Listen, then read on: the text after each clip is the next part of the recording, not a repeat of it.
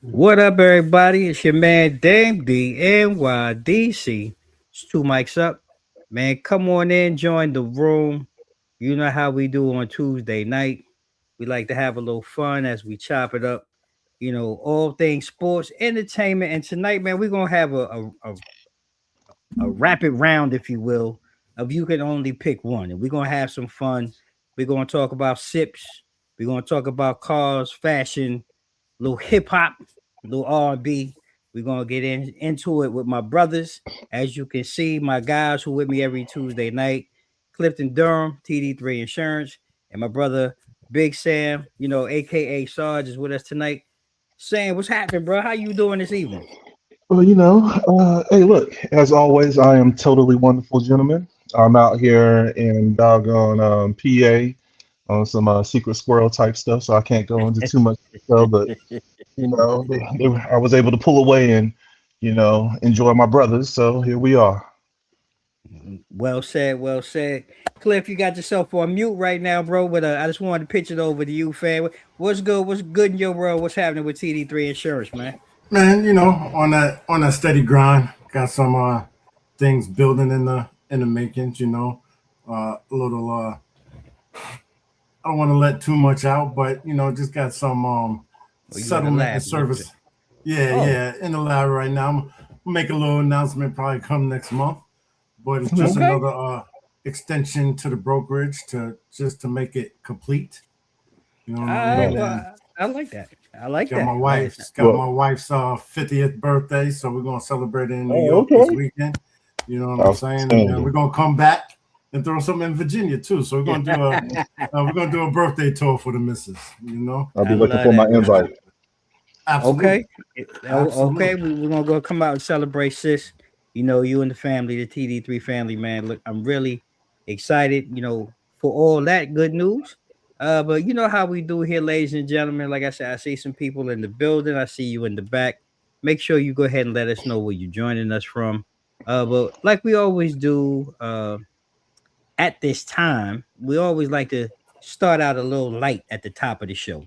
We like to go with a little fun, little evening events, and there's no better way, in my opinion, to go ahead and start this opening segment, which is being brought to you by our friends over at Tico Rico Hot Sauce. I'm sorry, yo, you got to go ahead and get it if you haven't got it already, because spicy never tastes so good.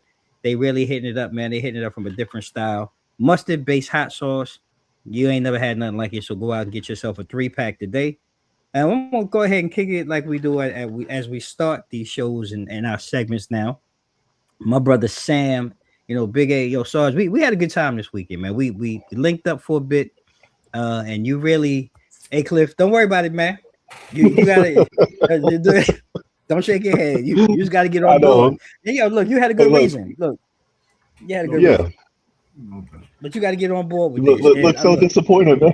I'm just Yeah, man. 'Cause I saw you out there. I saw Red Man out there. You know what I'm saying? I saw Godfrey out there. Two Mike Up was out there. So I was like, wow. But Yeah, I mean, you know what I mean? I'm Sam was out there, man, really opening it up, for me, definitely joining his wheelhouse and really seeing how things are done. So Sam, I'm going to kick it over to you as we open up the entertainment section, because this really is entertainment in my opinion, and it's really more of a cultural entertainment, for all of us to really start paying more attention to locally and coming out and support. So Sam, go ahead, man, and take it away.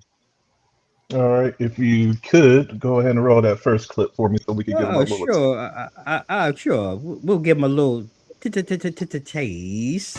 Running to the checker flag, running through the red light. 12 can be gun and won't pull over till I'm dead right. Riding to the sun. I got kicked. All right. I And know. literally, that was a Hey, taste. hey, hey, look. First off, I could vibe to that song all day. So let's be All clear Facts. on day, that all one. day. Facts, all day. But yeah, so just like how we've been talking about this weekend, BlurCon done hit, DC, or we should say Crystal City, because that's where it was really at. For 3 days from the 6th to the 8th. Just a little background on BlurCon, because I brought it up before, but basically it's just a gathering for, us melanated people to get together. And it's just like any other convention. You hear about Comic Con, Awesome Con, Galaxy Con, but this one is more catered, for us. It was created by us, even though it's still open and everyone could show up. But it was a really good time. So this year theme was Geeknik Bars and Cars. So it was just a convention that was out in Arlington, Virginia. It was around the clock, 24 hours a day, nonstop, from the AM to the PM. Actually, there was a prequel too on Thursday with just everybody hanging out and everything for those who had the VIP passes and everything. But it was really just to celebrate Black nerd culture in the area. And I mean, you had people coming from everywhere. I knew some cast that was coming from the UK that actually came down to participate this year. So, like I said, the thing was cars and bars. They really was trying to do like a 90s spin. So you saw there was one cat, Dame, I think you saw him with the OG thugged out Bugs Bunny with the gold chain man. and everything. Yeah, with the gold chain. Yeah, So it was dope. yeah, I myself was Major Payne one day, and everyone had a hoop with that. They had a car show that was going on. The food court was busting, sort of. I'm still mad at my Jamaican dish, but I mean, I ain't gonna jump on nobody. It was still good. And with that being said, there was a lot of star power out there. So this year, as Cliff already said, Redman was out there, Godfrey was out there, Zazie Beetz was out there. She was she debuted. She did a 20-minute clip of her new film. I think it's called They May Kill You. So that was out there. My girl Thought Squad. She's a rapper.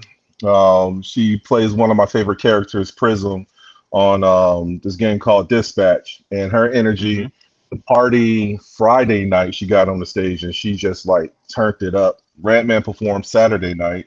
So it was a good time. I really enjoyed the cosplays because, not only did, for one, our people really represented with the cosplays that they had on. They did, bro. They really did. Whether, it was in the original character form or they came over there and they tweaked it a little bit. Like I saw a goddamn Wakanda Power Ranger and everything. So it was real clean. And I mean, it was just good to see like-minded people.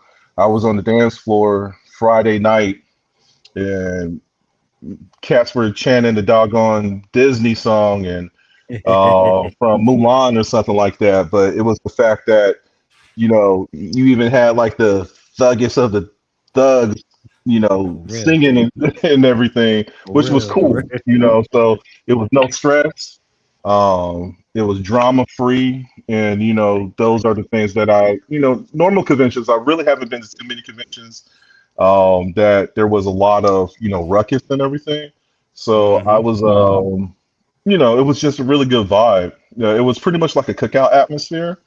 Exactly. There was some really good panels that was out there. I mean, you had some line bros over there teaching people how to step and everything, like they were on Stump the Yard and shit. So it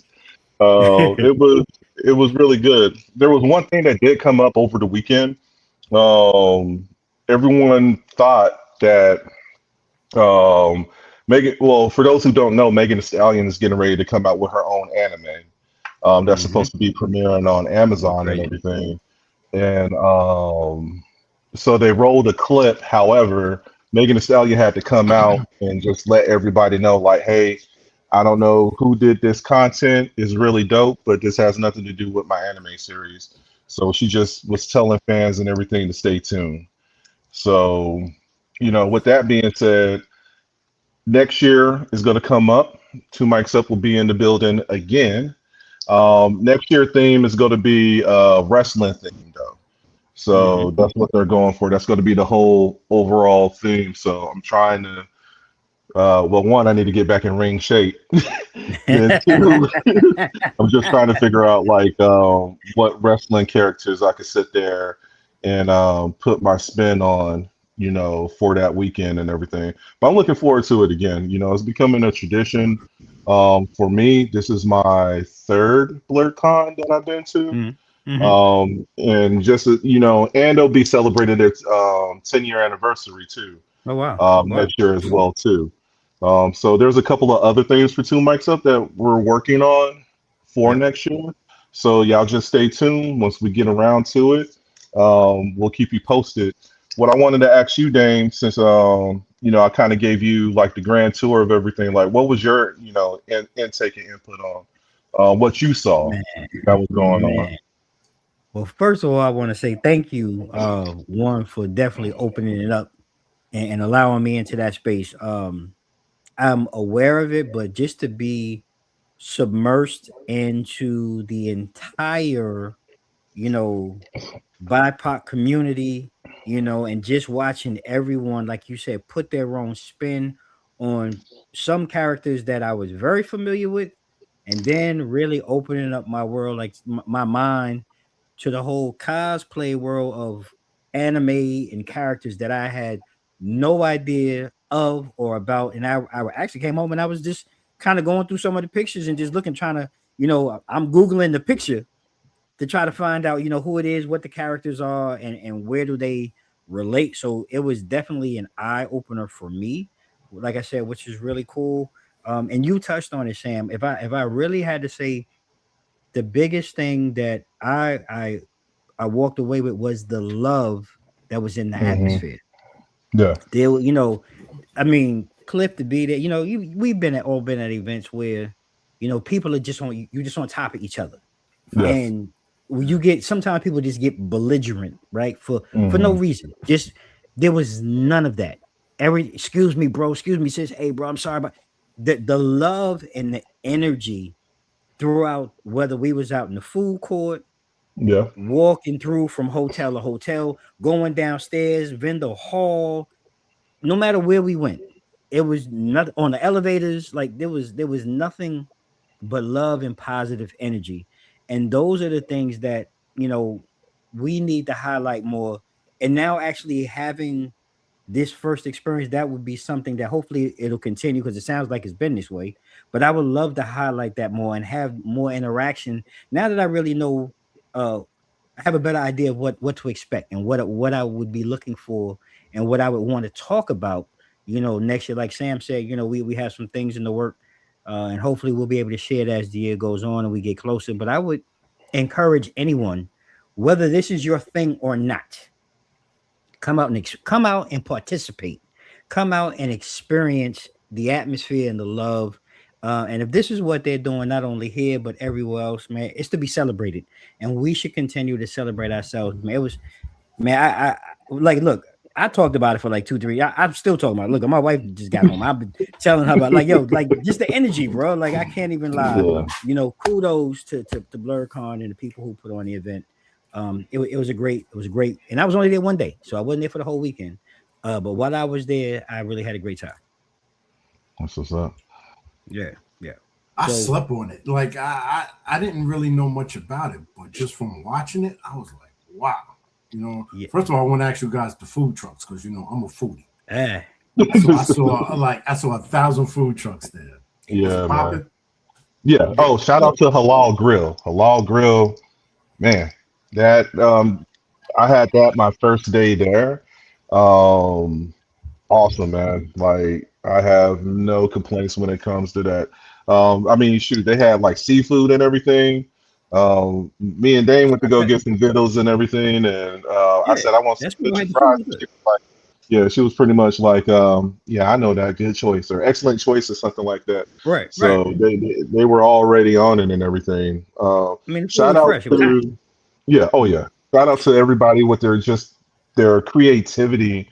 I just can't get over the cosplays. It was so many, and I wish I took more photos. But it was just so much that was going on over the weekend. But just shout out to us and just what we can do, you know, in a moment's time to just get that creativity going and, you Yep. know, just coming up with some of the outfits that was going around. Um, I mean, some people were just wearing some scantily clad stuff. They were out there. It's muted. You muted, name. You muted. Yeah, I don't know. The gremlin just jumped in because I was laughing at what you were saying, and I was right there with you, bro. Like, I mean, just the costumes and everything, the energy, the positivity, and Hmm. again, we're gonna run this back again next year on Two Mics Up.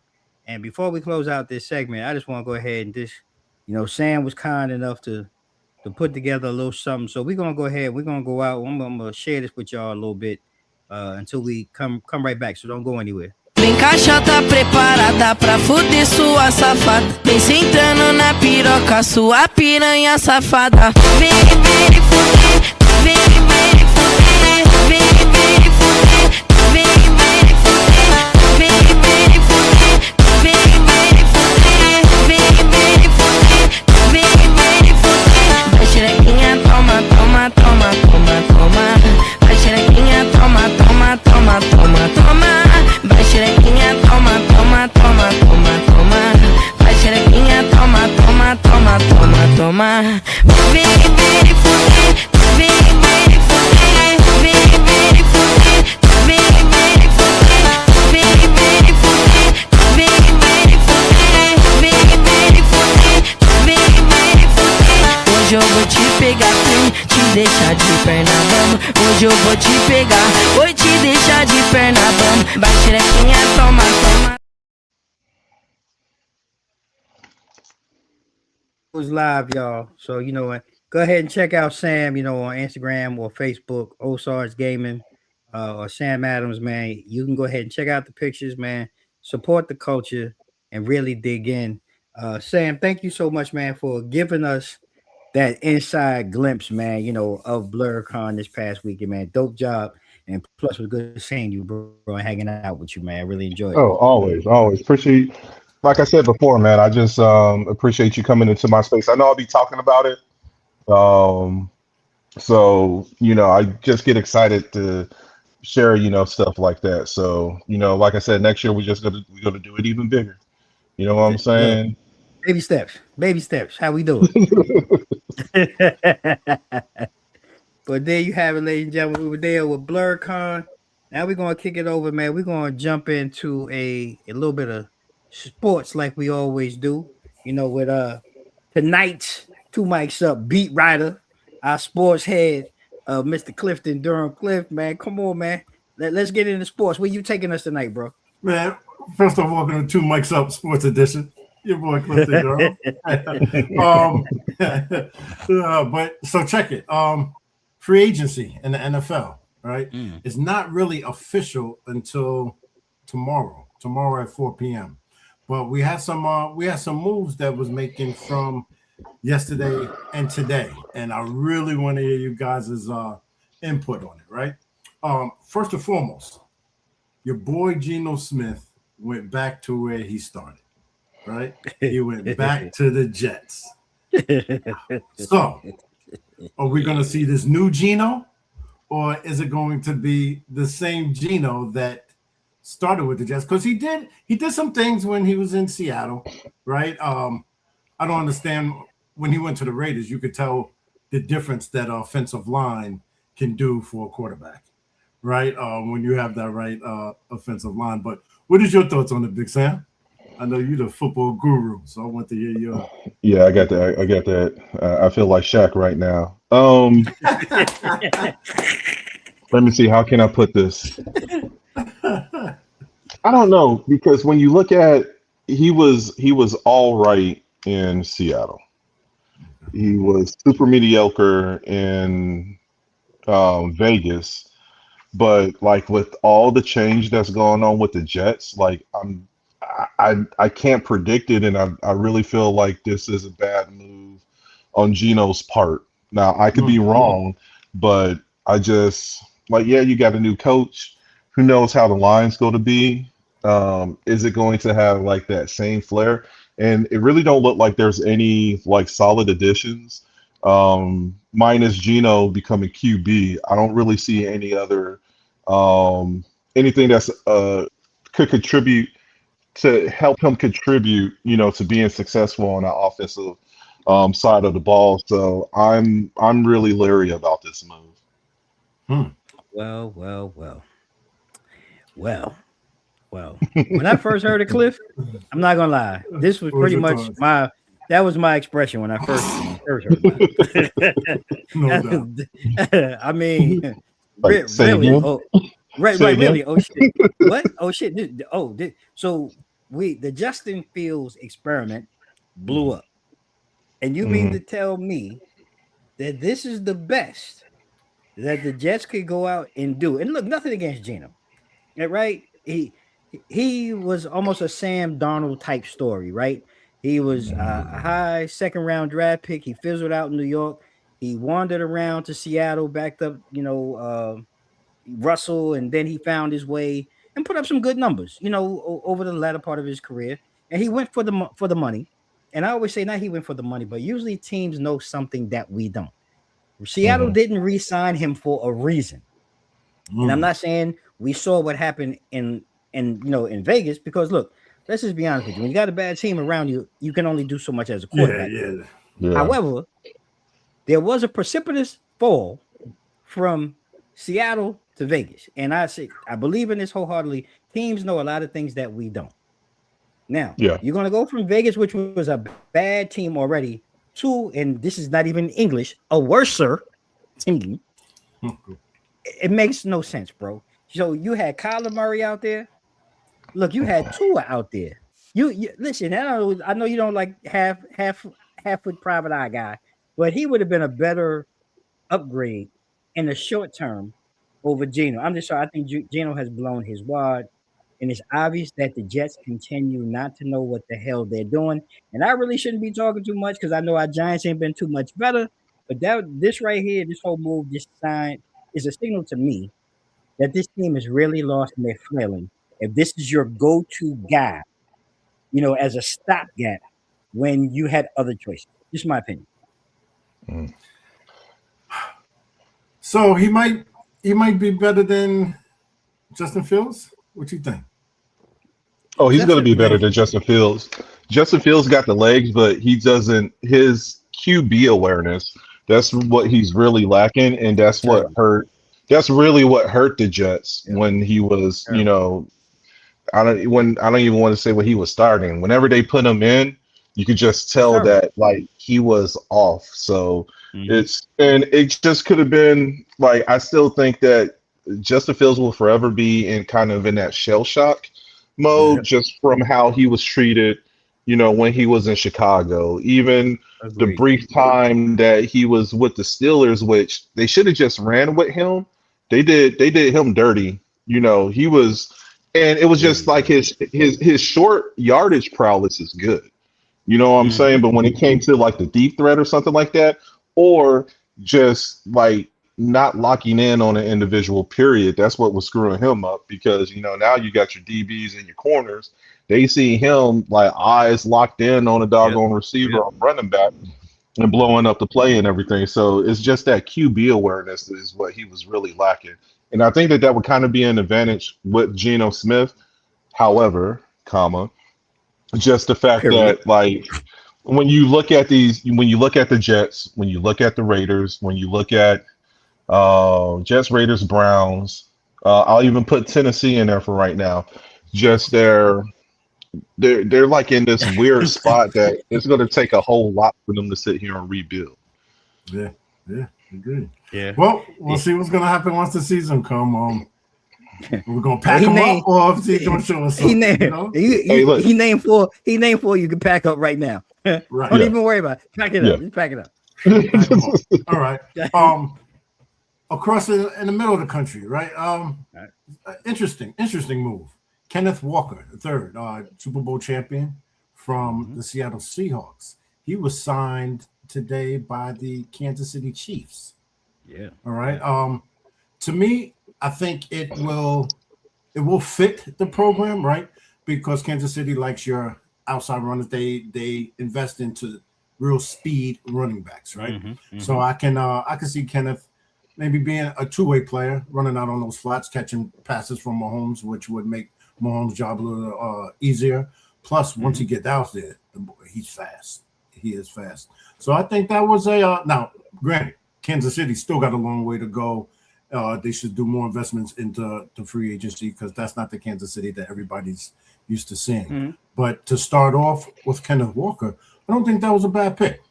Dan, what's your thoughts on that?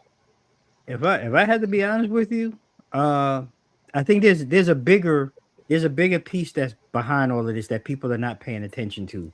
I think it's a great move. You get a Super Bowl MVP who's 25 years old that still he's basically heading into his prime. But the bigger picture is I think that people are not talking about is that Eric Bieniemy is coming back as the offensive coordinator. So to have Eric Bieniemy come back as the OC, you're going to see, in my opinion, and the moves that they're making offensively, a lot of them are not big name moves. The same thing they let McDuffie go on the defensive side, which that's really where I think they're going to be really heavy in the draft.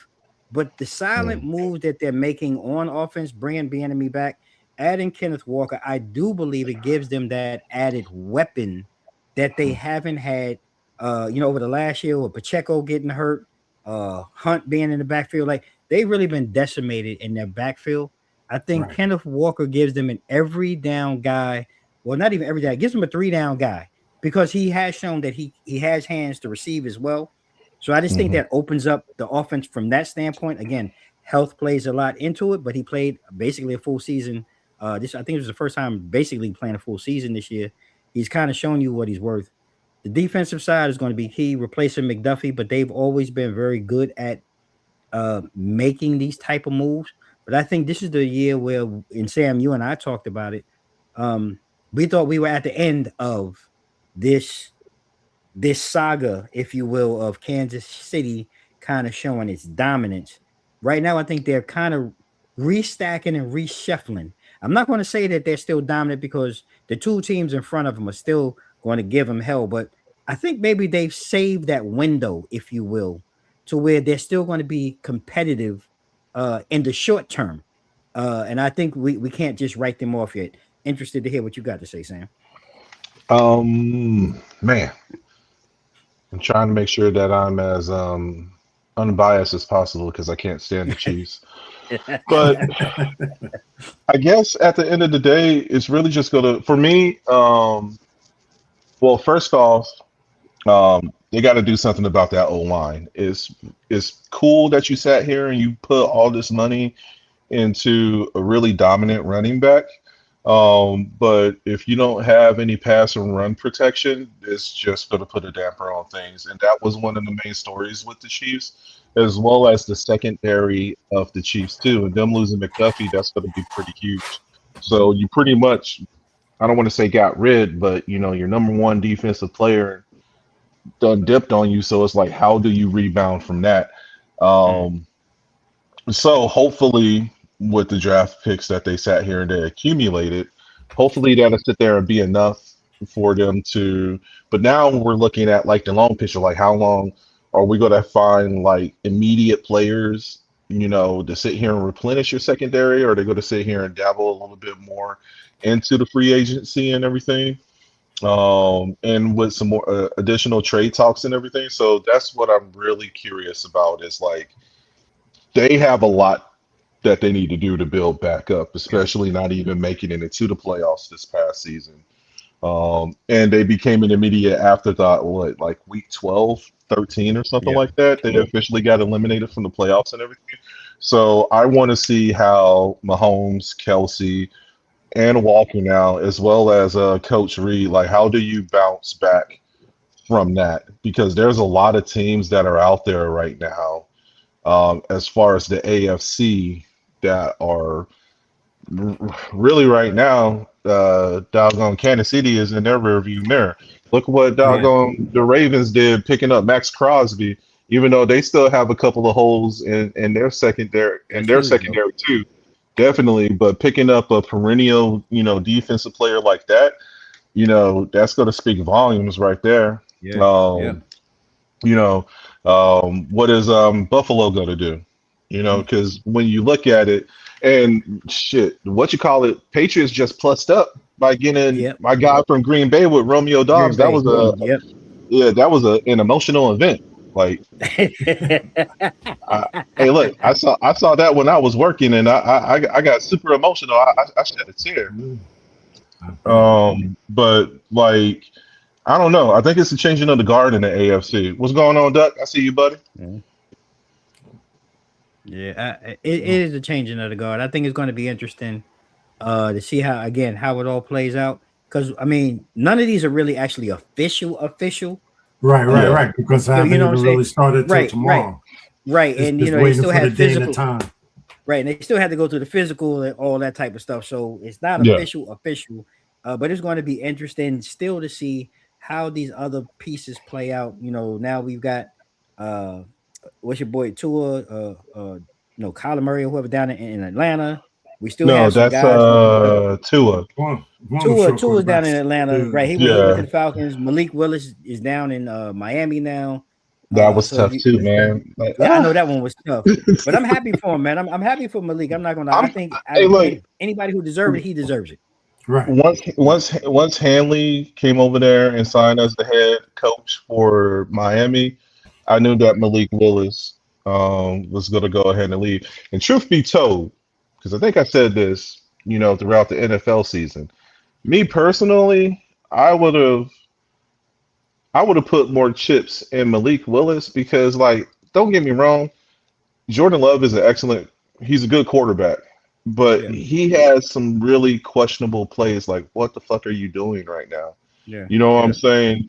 Like, when Malik got in, whenever Jordan Love was hurt, there was like no questions asked. You know what I'm saying? If you see that I can't chunk this ball downfield, then all right, bet. I'm just using my legs. Yeah, exactly. Yeah. You know what I'm saying? I'm gonna sit here and dump it off. I'm not gonna go ahead and throw the ball between, the Christian Watson when he got like 3 or 4 doggone defenders on him or something like that. Right. At the end of the day, congrats to Malik Willis. I wish him the best of luck. Congrats to Romeo Doubs. Green Bay stable as far as receivers is just too many. So I knew that it was going to come a point in time that, somebody had to leave, and the question is who. And they re-signed Christian Watson to a deal like right when the season ended. So that was kind of like that indicator that, he was going to be gone. And I mean, Drake may have lost Stephon Diggs, but he got a hell of a receiver. Yeah, I'm about to say, I mean, New England is all about, they've been steady at patching holes and picking up pieces. So it'll be interesting to see what they do. But I'm gonna kick it back to you, Cliff. What else you got for us, bro? And just to close it out with the last free agent signing that caught my eye was Mike Evans going to the 49ers. Oh, to the 49ers. So that gives Purdy a nice option. They was already a contender, right? With half of a team last year. Well, by attrition, right? They was a walking wounded. That shit was mash out there, right? And they were still competing. Yeah. Yeah. Now they picked up Mike Evans, and that was a good look. I'm not going. No, that's a hell of a look in the sense that with all of the turnaround that they have, right? Because what's the brother that is it Brent Ayuk now is left there, right? And he's trying to get out of there, right? He's trying to get out, yeah. So that's a good pickup for them. And again, San Francisco has, just by attrition, like you said, Cliff, they've been very good at just picking up the pieces, if you will. Right. Like my man said, just pick up the pieces. They always are hitting it, So it's going to be interesting to see again within what they do, not only offensively, but what do they do to fill that depth on the defensive side? Because I think that's what really hurt them as they came around the corner in the playoffs. So San Francisco is still definitely a team to watch out for. And again, the Rams, look, they're coming back fully loaded too in the West. Again, I think that's going to be another great division, or the division to watch again, because that's what it turned out to be this year. The West, NFC West turned out to be a monster. So it's going to be interesting to see how that plays out. It's going to be a tough division. Yeah, that's going to be. It's going to be tough. Division. Yeah. So you got a lot of teams throughout the NFC that just got like decimated as far as like their talent pool and everything. David Montgomery left doggone Detroit. Yep. So that puts them in a bind. DJ Moore is gone from Chicago. You know what I'm saying? So we're talking about, these, and these are two players that, both teams were relying on like heavily. So I don't know. I agree with you. The West is, and we alluded to that a little bit last year. our biggest concern with the NFC West was health, which showed, throughout this season. But to look at how the Rams and the Niners sat there and bounced back with all the plethora of injuries that they doggone had is crazy. One person I want to look out for is just Hendrickson with Cincinnati. Like, is he going to stay with the Bengals or is he going to move? Yeah, so I think he's the biggest domino. I think that's still out there on the defensive side of the ball. Whomever gets him, because I think staying in Cincinnati, we talked about they can score 49 points, but one play alone cannot stop 50 points from being scored, and that's kind of been their model for the last couple of years. And they're wasting the best of Joe Burrow, right now in his prime. So it's going to be interesting to see what happens with him. I'd be surprised if he stayed, because I know if it was me, I'd want to get the hell out of Dodge and go somewhere else that's going to give. You know what I'm saying? I mean, money is money and it's great, but I think at some point in time, if you're a real competitor, you do want to go somewhere where you can actually have a chance to win, because at the end of the day, that's what it's all about. So it's going to be interesting to see where that domino falls too. So, Hey, listen, man, we got 6 months into the season. I know some of us can't wait, so we're just gonna see how the puzzle, how the pieces are put together. Listen here, man, we're gonna gear up. We got March Madness coming up, man. We're gonna have a show in about 2 weeks. We're gonna just March Madness, and we're gonna get back into football. We just gonna combine the two. We got some great other shows next week. We coming back with that. We coming back with Black Air Force Energy. I think we all know somebody or been in that moment where we almost crashed out with that energy. So we're going to talk about that next week. Man, we just going to have some fun. And speaking of fun, man, we're just going to go ahead and dive into the main segment of tonight's show, which is featured by our friends over at 94 Media House. Digital design experts, really for the small and mid-sized business owners. You really ready to take your business to the next level and really create your digital imprint. Make sure you reach out to our friends at 94 Media House. I'm not saying that because I'm a fan or a friend. I'm telling you that because they actually helped me and Two Mics Up get us to where we are both in our social media and on our website. All right. And TV3. Hey, see? There you go. They didn't even know. See? So there you go. All right. So you got two actual factuals that's coming to you. So we're gonna start tonight, man. We're gonna start with sips. The sips and beverages, man. We're gonna talk a little bit about, and you can only choose one. All right. Now we're gonna start off. We're gonna start off with the beer battle. We're gonna start off first. We're gonna start off with beer. We're gonna talk about is your preference Heineken, Becks, or Stella Artois? I'm just gonna go ahead and remove Becks from that. Hey, I'm just gonna put that out there in advance. So, hey, Becks, these are not the sole opinions of Two Mics Up. Hey, Sam says kick rocks. Pack them up. Pack Becks up. Like, oh no, they could have been a sponsor. That'd be crazy work too. Hey, Becks, though, we'll take you. We'll still take you, though. Yeah, I'll take it back. I love Becks. It's delicious. It's the greatest. The best imported beer in the world. Yep. For the sake of so when I was a young soldier, Heineken used to be the beverage of choice, during all functions, whether you playing spades or, out on the quad having a barbecue or something like that. 9 times out of 10, somebody was bringing some Heinies over there and putting them in the cooler and everything. So, and frowned upon everything else that was in the cooler. You know what I'm saying? You didn't want to run out of Heineken and see that Miller High Life in there, and you just like, fuck, So for I'm going. Hey Miller. The opinions of Sam Adams. Once again, not the soul of his. Hey, look. Once again, I'm about to say. Once again, we get sponsored. That's going to change the whole game. You know what I'm saying? Yo, damn, you gotta use your deep voice, onto the mic. This is the whole opinion of Sam Adams. Yo, he's killing me. He's telling the truth though. Oh, shit. That's funny. That's Shit. Hey, look. funny. Hey, look. People used to be pissed off back in the day. You open that cool like, who the fuck you call the goddamn Heineken? Yeah, man. Yeah. Like, people rather drink water than Uh, drink Miller High Life. Oh Man, you yeah. end up alive. Oh my, Hey, oh my gosh. if I'm agree with Sam. My thing was, Heineken had been stable for so long, but I think as my age has turned, I'm gonna go with Stella. I'm a Stella guy. I reach Oh, for a Stella now before I do anything else. Heineken is still in okay. the cooler, but I'll reach for a Stella before I reach for anything else when it comes to German beers. Yeah. So and like I said, we'll still take you. So when I was younger, right, in New York, I'd be at the Jamaican parties. There was only two choices. You're either gonna have Guinness, you know what I'm saying, or you're gonna have Heinekens because of the Damn. cooler. So I was on my Heineken kick. As I got older, I don't know, the taste, everything just went away. I agree with you, Dame. I am on the Stella, especially when you go to the Caps game.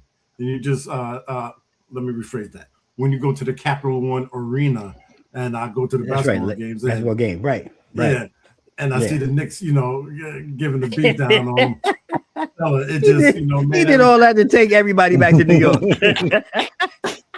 it just make everything so much better. You know what I mean? That's So good. yeah, Stella, I'm gonna go with that as well. I'm with you. Cliff over here doing victory swigs. Right. I was like bigging up Capital One, but just to take him to New York. I like that though. That was good. So listen, I'm gonna jump in. Then we're gonna jump into the liquor locker. Right. We're gonna jump into the liquor locker. Now, as we've aged, there's the traditional. You got your Hennessy, then there's Rémy or Douce. So which would be your preference and your go-to first of the three? You only take one. That's a hard one for me because my favorite one is not even on there. I know. Okay, so then go ahead. If you saying ain't none of these, you saying kick rocks or all of them, cool. Who you going with, Cliff? Well, I will partake in some Douce once in a while. You know what I mean? I was Henny when I was young. Yeah, that's what I'm Man, saying. listen, I can give you a lot of New York stories when I was young because that Henny and Hypnotic had me going crazy. Matter of fact, I think that's what got me my wife. You know what I mean? It was that one night on my birthday was some Henny and Hypnotic. It worked. So went from Bruce Banner to the Hulk real quick. Listen, it worked. You know what I mean? It turned a date night into 27 years of happily ever after. You know what I'm saying? Sweet. But what's sad is I had what's not on the list is I used to be a Ciroc boy. So Puff just ruined all of that for me. You know what I mean? So for a lot of us. Yeah. And then I'm gonna tell you what, Dave, just started at my niece's wedding, at Anna's wedding. I got on to the old fashions. I always was sipping on the bourbon there and the whiskey there, but those old fashions became my top choice. It came so much of my top choice. Look, my wife got me the whole kit for my bar, right? I got the smoker chips and the different types of bourbons from my old fashioned. You told me about the the New York old fashioned to put a little. Can I put the ingredient out there, or we got copyrighted first? Go ahead. Now go ahead. Okay, you can put a little red sweet wine on top. There you go. Old fashioned. Just a little drizzle, not too much. Just a little drizzle. Just a little drizzle. Yeah. So that's what been my A1 right now is different type of old fashions. Okay, no problem. You can work with that. However, on the list, I will leave for the list. I will leave Douce on there though.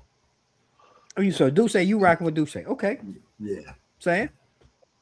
I'm gonna go with Douce too, because I mean, once you said it, Dane, like we're older, so that palate is a little bit more refined. And like Hennessy just tastes like 30 pennies now when you sip it. Damn. 30 pennies is crazy. 30 pennies is crazy. It doesn't matter what you do to it. Like 30 pennies is crazy. You can cut it with Coke. You know what I'm saying?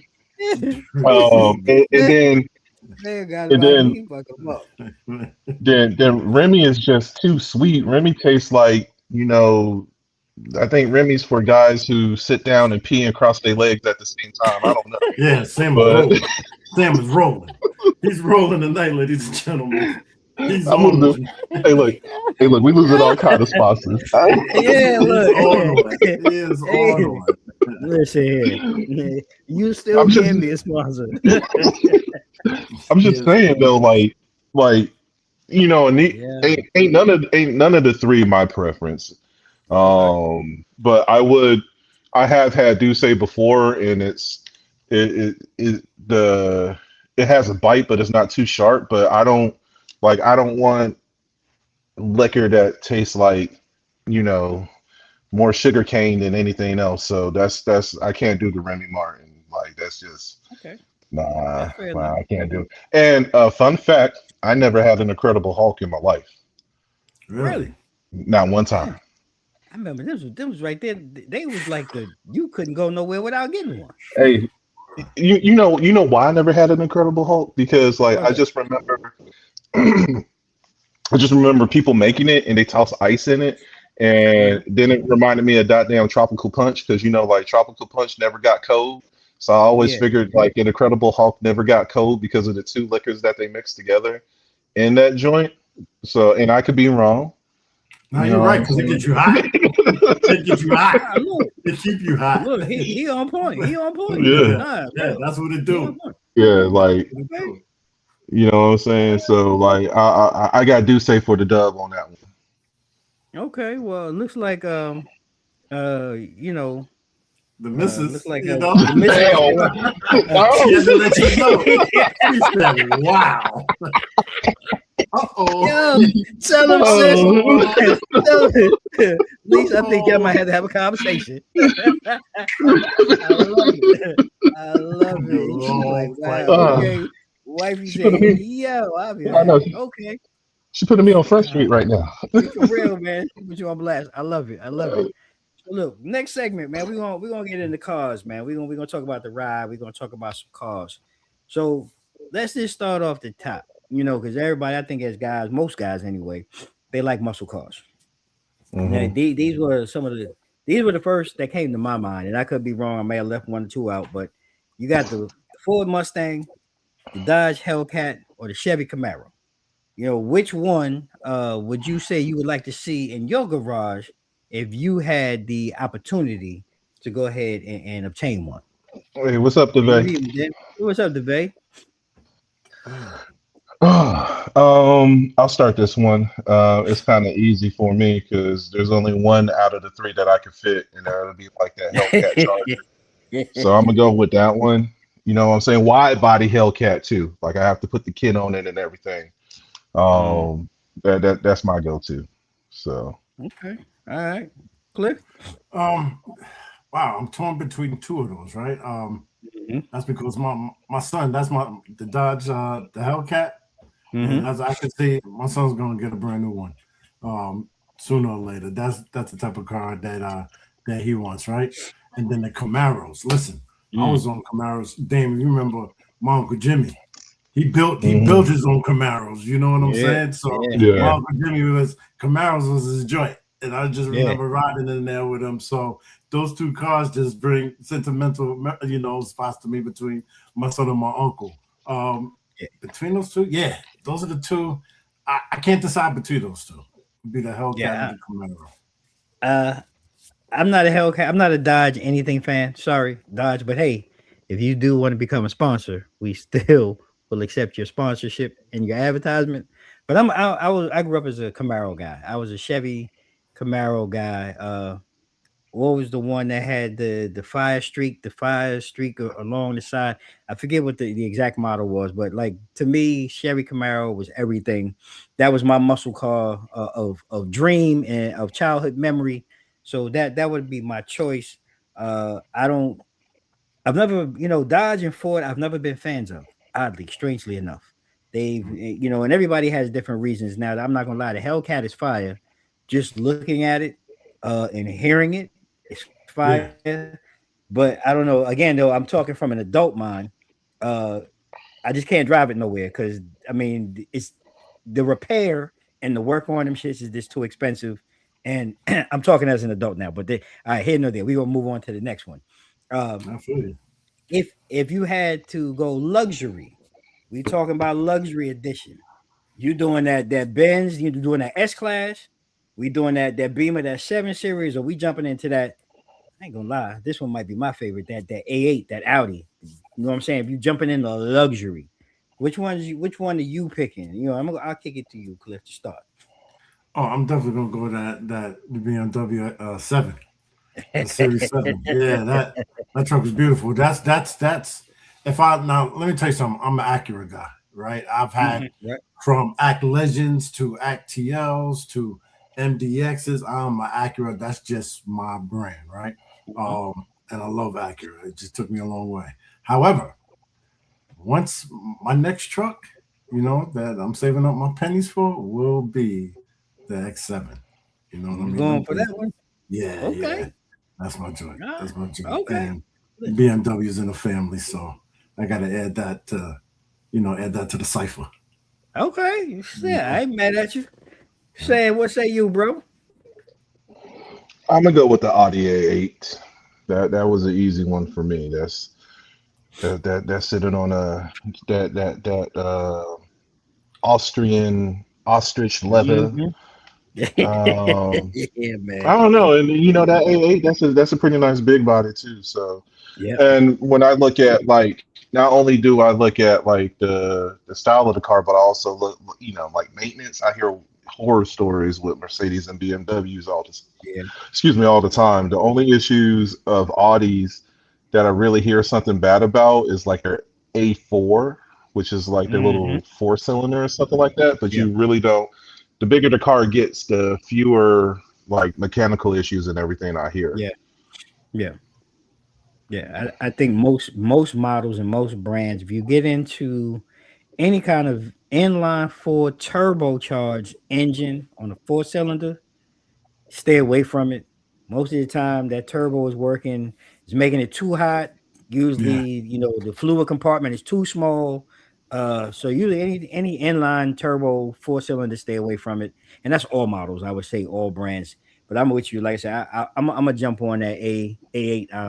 I don't know, it's just something about it, man. It just kind of it just talks to my spirit. Um, but now Yeah. we're gonna switch to style and fashion. And I mean, I think this one I had to ask. I'm only asking it because I just feel like I had to ask it. But I deep down inside, I know I have different opinions and feel for it. So we're just gonna talk sneakers. Sneaker supremacy. I know what the box office is saying. But I want to know what the streets is saying. Like, which one is really rocking? We doing Nike? We doing that Reebok? Or we doing Adidas? Like, who really is taking that, man? We talk about the culture and we talk about the hood. All right. Well, I know it just seemed like it's the theme for the night when I keep talking about New York, but Uptowns. Yeah, Uptowns man. is my sneaker. So Nike is what it is. Uptown. I've been wearing Uptown since, man, feel like since I was in the 6th grade up until now.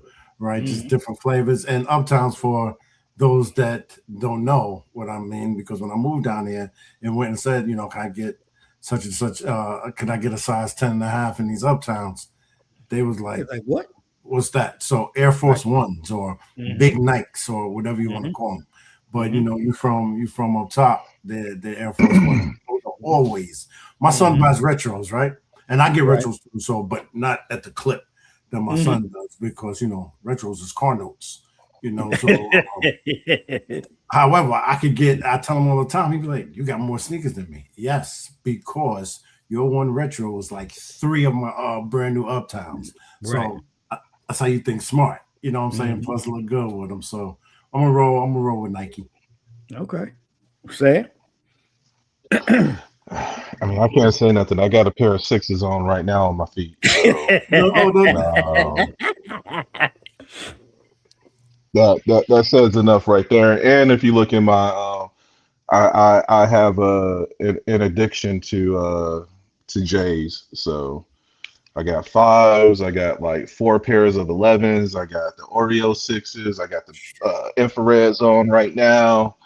Um, I got some threes. I got the rare air threes. I could go on. So, and don't get me wrong, like I do have I have a couple of pair of Adidas.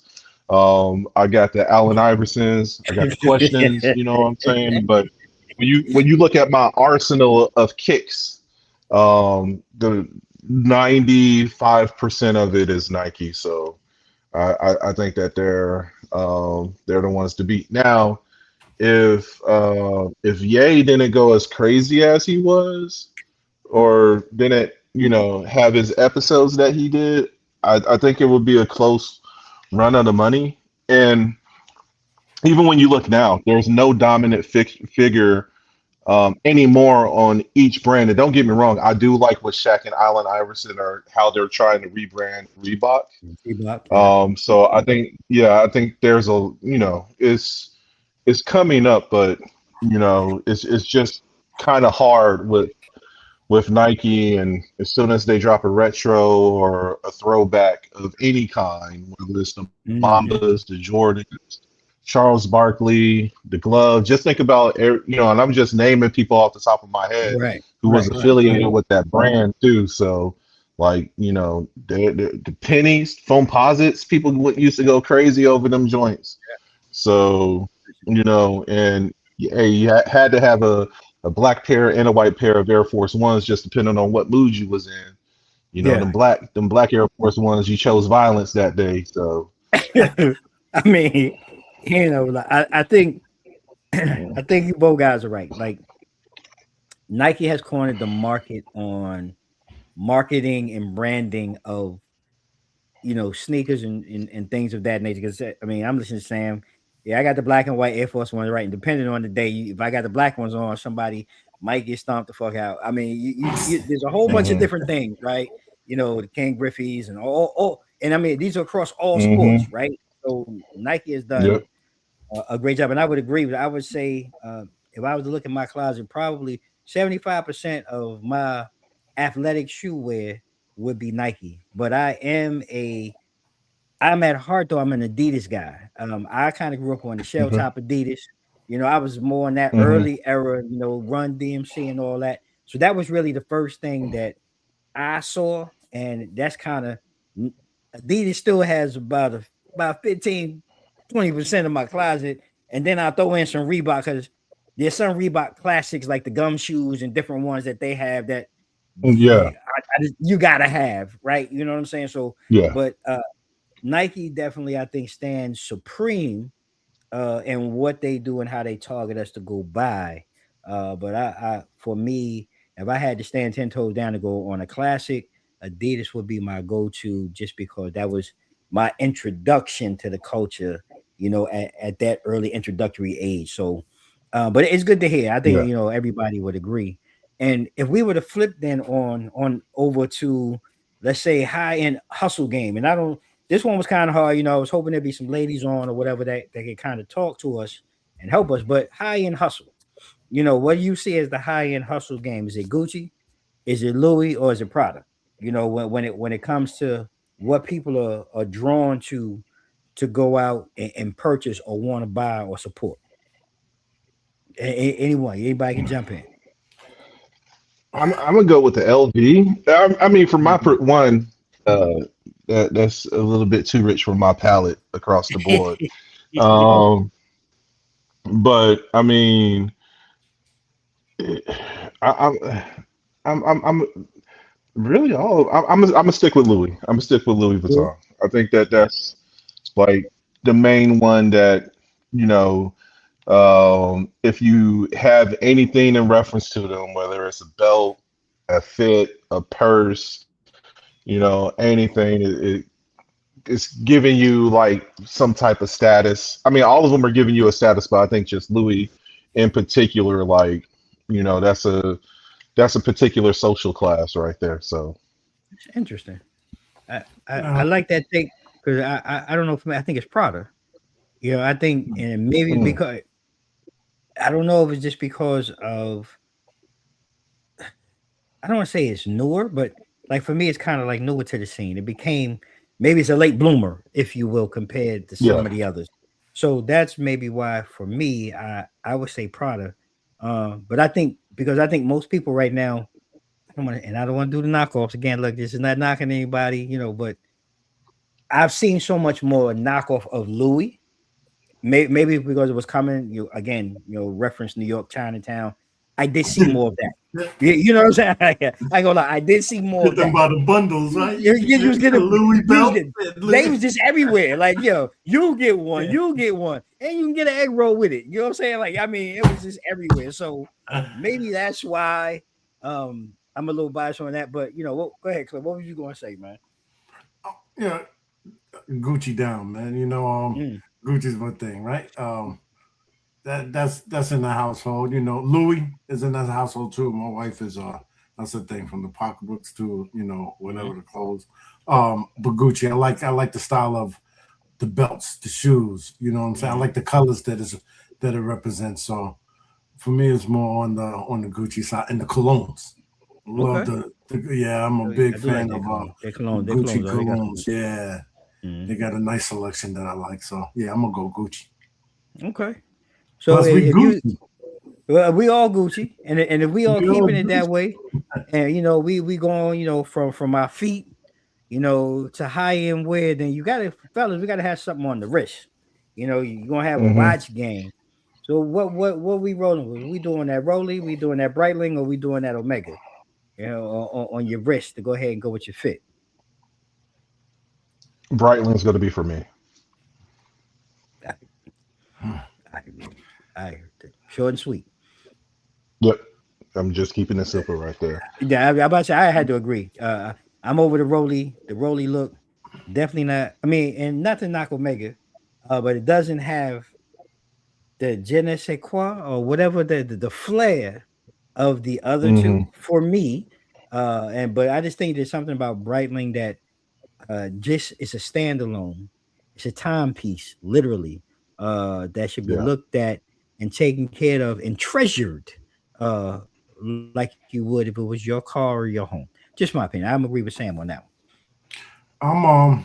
If I like when I dress up, then I'm gonna throw on the watch. For some reason, once these Apple Watches hit the wrist years ago, it's like I haven't worn a real watch in so long, unless I have a gala or something like that. But I'm still on the rollies. You know what I mean? Okay. I'm faithful to the rollie game on it. When I do roll that way. You know what I'm saying? Hey, look, I ain't mad at Cliff. Cliff, like you said, as long as he can go ahead and keep celebrating and keep doing his thing, right. He all right with his rollie. We gonna go ahead and keep it moving then. Hey, look, Cliff out here rocking presidentials.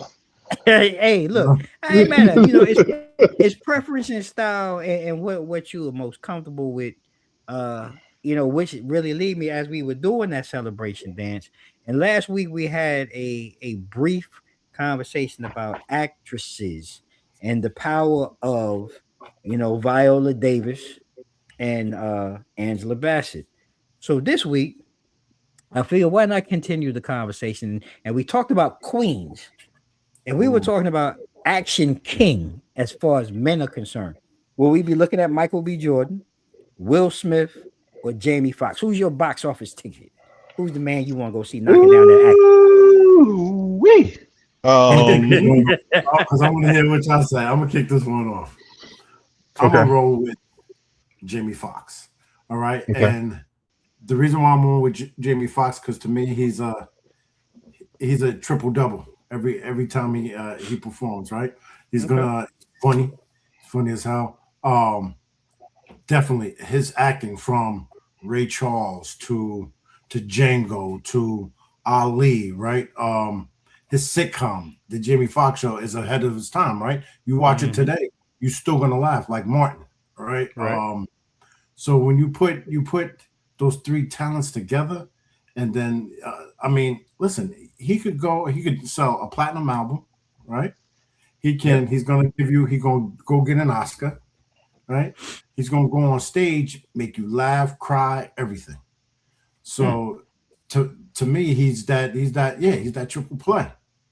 So that's why I'm rolling with Jamie Foxx on this one. All right. Okay. Sam? Okay. First off, Cliff, I appreciate your stance on this topic right here. I mean, if I'm thinking about like right now, um, I'm going to have to go with Michael B. Jordan. He's just the it guy. Yeah. Sinners was box office. I'll take it back to when he was in Chronicle. Mm. What's the joint with Keanu Creed. Reeves Oh, when they were he was the coach for the baseball team. I mean, that's where he really got to start from. Yeah. Was from there. I can't think of the name of it. Um, he was in Without Remorse, the Creed saga. Um, but right now, if we're looking at box office, he's going to, if we're looking at acting alone, he's going to be my guy. I mean, it was one point in time that Will Smith could do no wrong, with the exception of 7 pounds. That was It was kind of a terrible. bust when it came to, Hmm. yeah. that was But That crazy. was terrible. it was a point in time like he was that dude. Like every Hmm. summer, you knew that he was going to come out with some type of banger. And him, like Jamie Foxx, had so much range when it came to what he could do. And I'm not knocking either one of them because I mean even Jamie Foxx when he came out with they clone Tyrone a couple of years ago, as well as I can't think of the joint, but he was like a vampire hunter or something like that. But Both of those were like yeah, really yeah. clean, but like Yeah, you said, yeah. he could flip it with Ray. He was in Showgirls. Like it's so both of them have so many, but if I'm thinking about the now, like it would have to be Michael B. Jordan. Mm.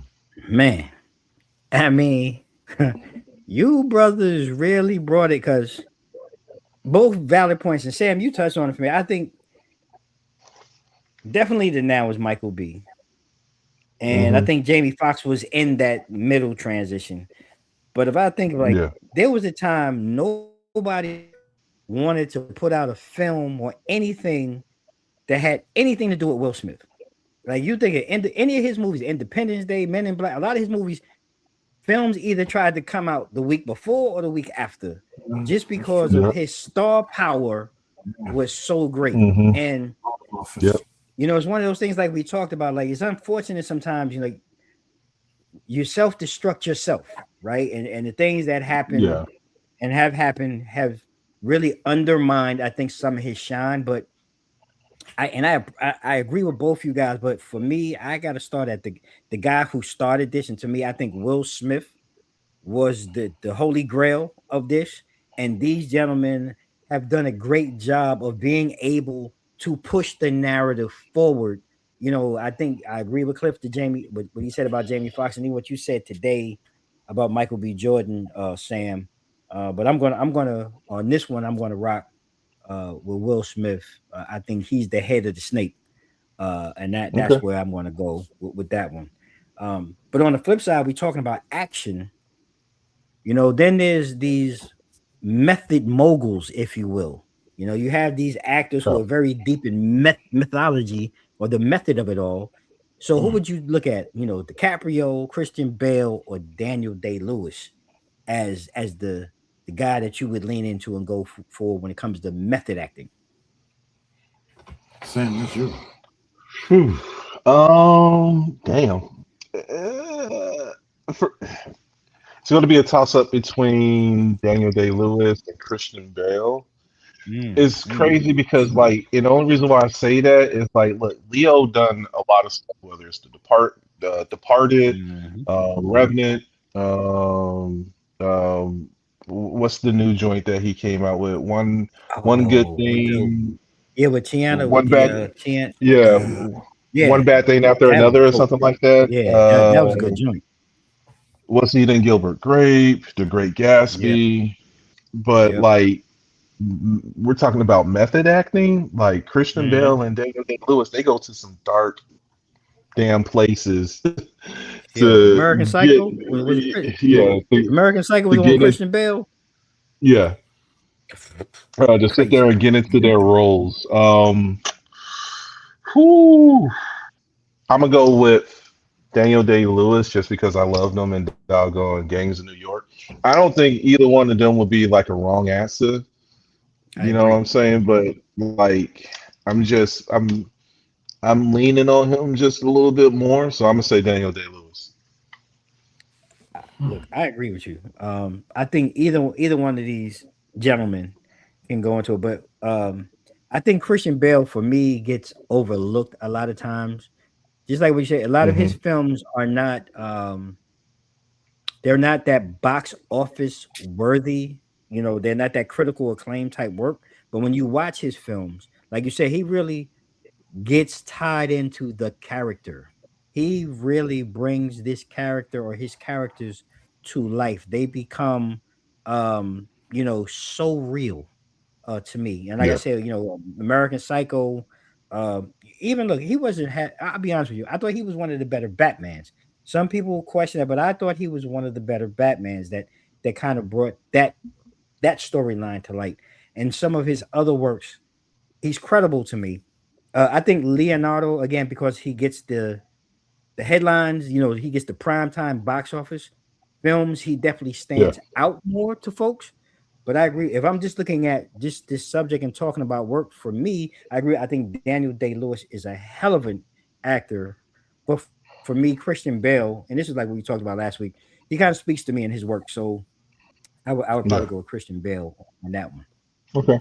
All right. Yeah, that's what I'm wrong with Christian Bale too. To your point, he's not as box office as Leonardo, but Mhm. boy, it seems like he puts himself in a whole nother body when he's acting. You know what I mean? Outer And body. it's just, Outer body. yeah, it's amazing. So yeah, that's what I'm gonna roll with on this one.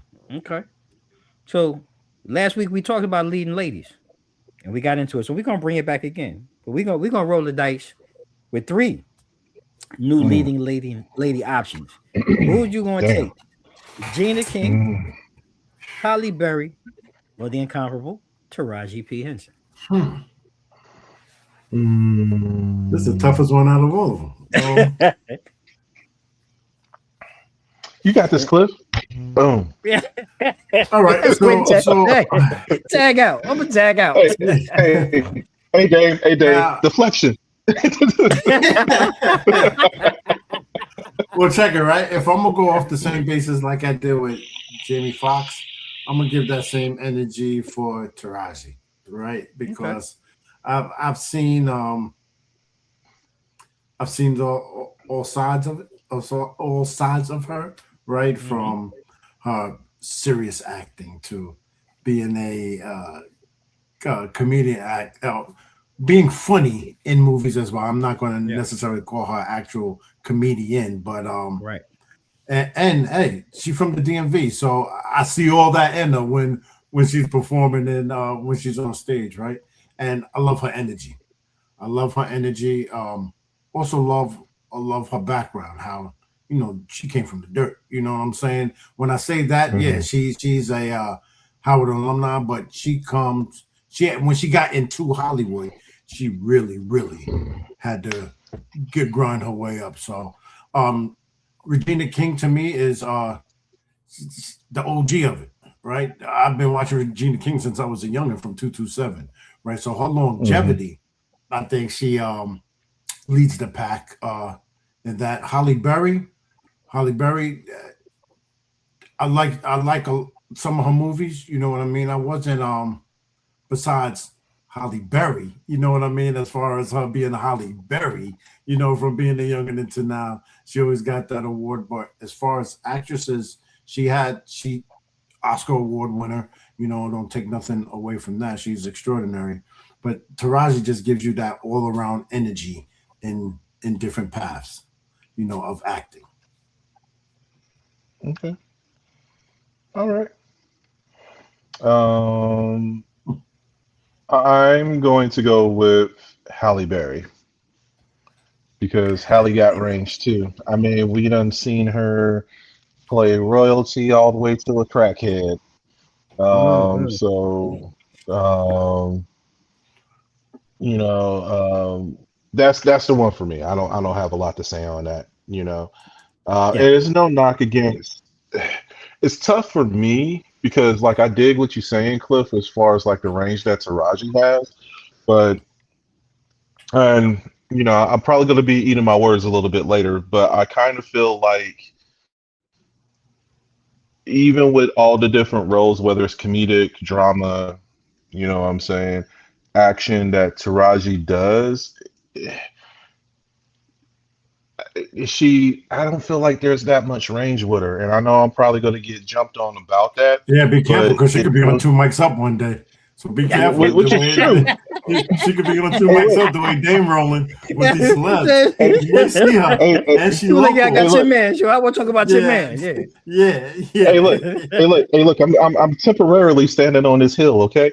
But I'm just saying, the shit might change when she come up here. But I'm just saying, like, I just think about like everything that she's done.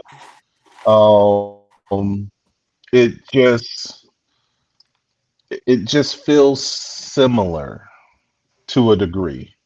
You know what I'm saying? It might be, it might the volume might go up or down a little bit, but it just all feels the same with the roles that she plays. So I just think that when it comes to the range, that Halle just got a little bit more. I mean, it's not by a lot, but it's just a little bit more. And I still want to give Regina King her flowers. We haven't seen her in much, but we've seen her in enough. I do like The Harder They Fall. I think that she like produced that as well as acting in it. For the longest time, I didn't know that she was doggone Huey and Riley off the Boondocks. She was fine as shit in the Thin Line. You know what I'm saying? So, like, I still want to give Regina her flowers too, but for me, it's going to be Holly. Whew. Man, you guys are a tough act to follow because you guys basically took everything I was going to say. Because for me, it's Regina King. Just watching her from 227 to where she is now behind the scenes and actually bringing stories to life. I think she's incredibly not only gifted as a method actress. I think she gives full range in all of her works. I'm trying to think of the name of the series that was on Netflix. It was only one season.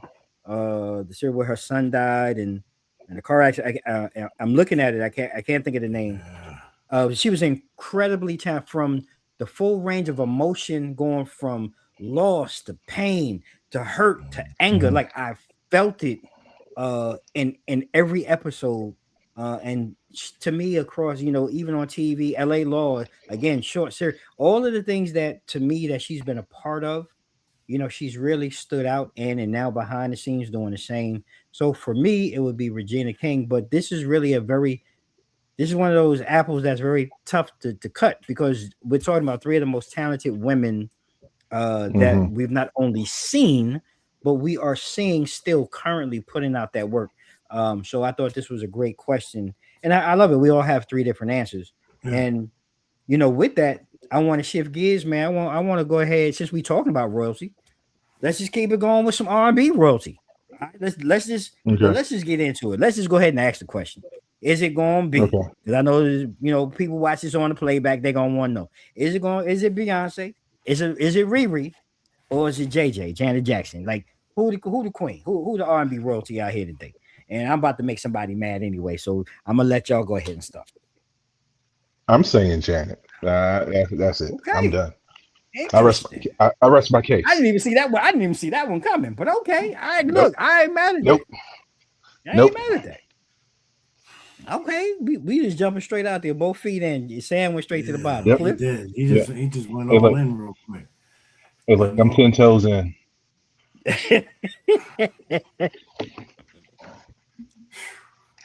Man. But I'll save you, Cliff, because I'm gonna Yeah, make some people please. mad. Please. And look, the I want Beehive to don't see. come for me, and Janet Okay. don't come for me. There's only one woman on the planet. That's right, Riri. There's only one on the planet. Yeah? There's only one piece of royalty out here, man. Riri. She the queen. She the royal. She the one that all y'all need to be bowing down to. And I mean, she ain't even made a song, and she making billions, man, off this Fenty and all this other stuff that she doing. And she ain't even touched the song, And people can say whatever they want to say about her joint and Wakanda Forever. Yeah, it was a little, eh.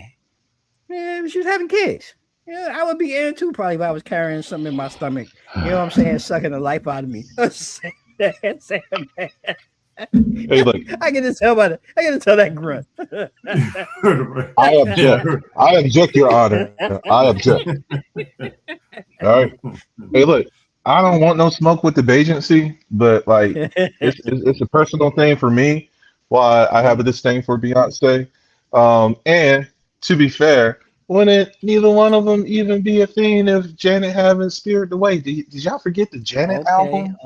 Did y'all okay, forget the okay. Velvet Rope tour with her freaky ass? Did y'all forget Okay, Dynamite Joe? You know what I'm saying? okay. Uh, her going schizo and doggone. Why did I get married to you? You know what I'm saying? They're like, come on I'm now, gonna give you that. I'm gonna give you that. come, I'm gonna give come you on, man, come on, man. that. Hey, look, man. Here's my I only don't thing, want though. Here's my only thing.